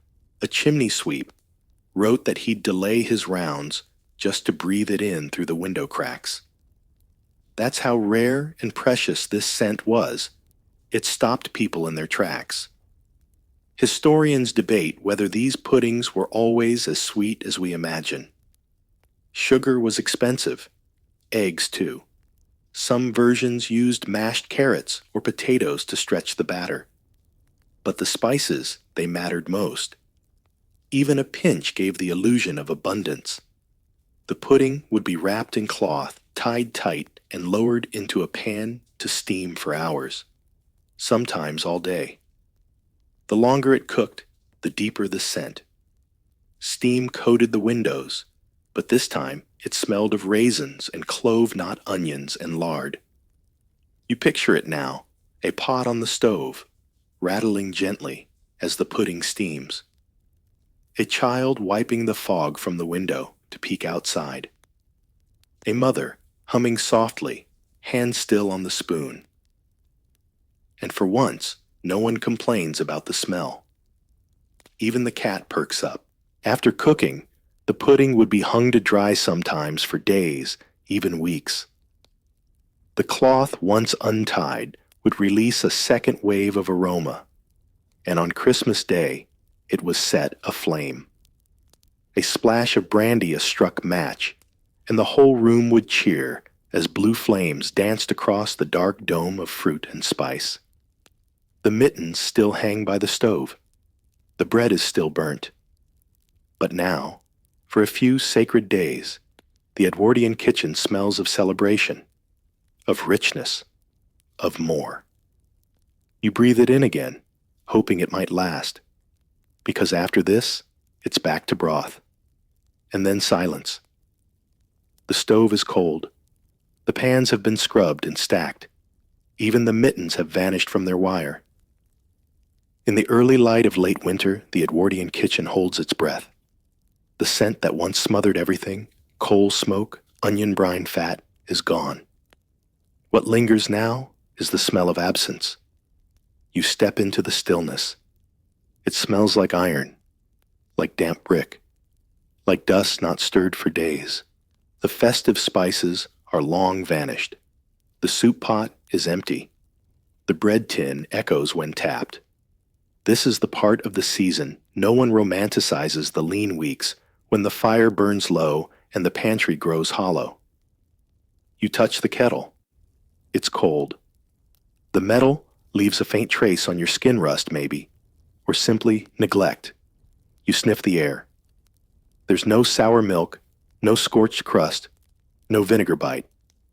The sharpness of soda bread mistakes and the sweetness of holiday pudding have faded into memory. What remains is a smell, hard to describe. Maybe it's just cold, not freezing, but empty. The coal bin is nearly bare. The last lump has likely been saved for tea. No more puddings. No more stews. A kettle might boil once today, if at all. The scent of heat itself is gone, replaced by the subtle mold of stored linens and the distant ghost of drying apples now soft beyond use. Some families wrote of this time, the weeks between January and March, as the thin stretch. One mother described her kitchen as smelling of iron breath and biscuit tins, another of damp and wishfulness. Historians debate how severe it really was, but the consensus is clear. Winter lasted longer than the food did. You run your finger along the windowsill. Dust clings to it. There's no steam, now, no fog on the glass. Outside, frost creeps along the edges, but inside, nothing moves. Even the cat is gone, perhaps curled somewhere, far from the chill. The floorboards groan as you shift. It sounds louder in the quiet. You open the cupboard empty. You lift a pan cold. The smell of coal smoke no longer clings to the ceiling beams. The vinegar jars are sealed tight, the cheesecloths packed away. You might think nothing has a smell, but it does. It smells like cooled iron, like linen that hasn't been touched, like wood left to rest. It smells like a house waiting. And in that wait, there is something oddly profound. A pause in the rhythm, a stillness so complete it becomes its own kind of presence. The absence of scent reveals how much it once filled the room. The stove looks smaller without its fire. The drying rack is empty. The kitchen feels larger now, but only because there's nothing in it. You breathe in one last time, and what you notice most is the lack. No bubbling pot, no spice, no sourness, just air. Thin, clean, and slightly metallic. Some Edwardians claimed they loved this part, the simplicity of it. A kitchen free of chores, a table free of mess. But most, if they were honest, missed the smells, even the bad ones, because they meant something was happening. Someone was home. Someone was cooking. You glance once more at the stove. You know it will roar again soon. But for now, it smells of nothing. And that somehow is the most unforgettable scent of all. Now that the last pot has cooled and the final scent has faded, let's pause here. In the hush of a winter kitchen, emptied but not forgotten, the coal smoke has cleared. The onions have mellowed. Even the pudding has gone quiet. What remains is the memory of heat of hunger, of hands that stirred and chopped and hung mittens by the fire. Let it settle around you now, this stillness, this soft metallic hush. Like a house exhaling after a long, fragrant season. You've walked through the smells of an Edwardian December, and they've clung to you, gently smoke spice vinegar and warmth. If this helped you drift a little closer to sleep, maybe let the algorithm know quietly. And before you fully drift off, tell me what's your favorite forgotten kitchen smell?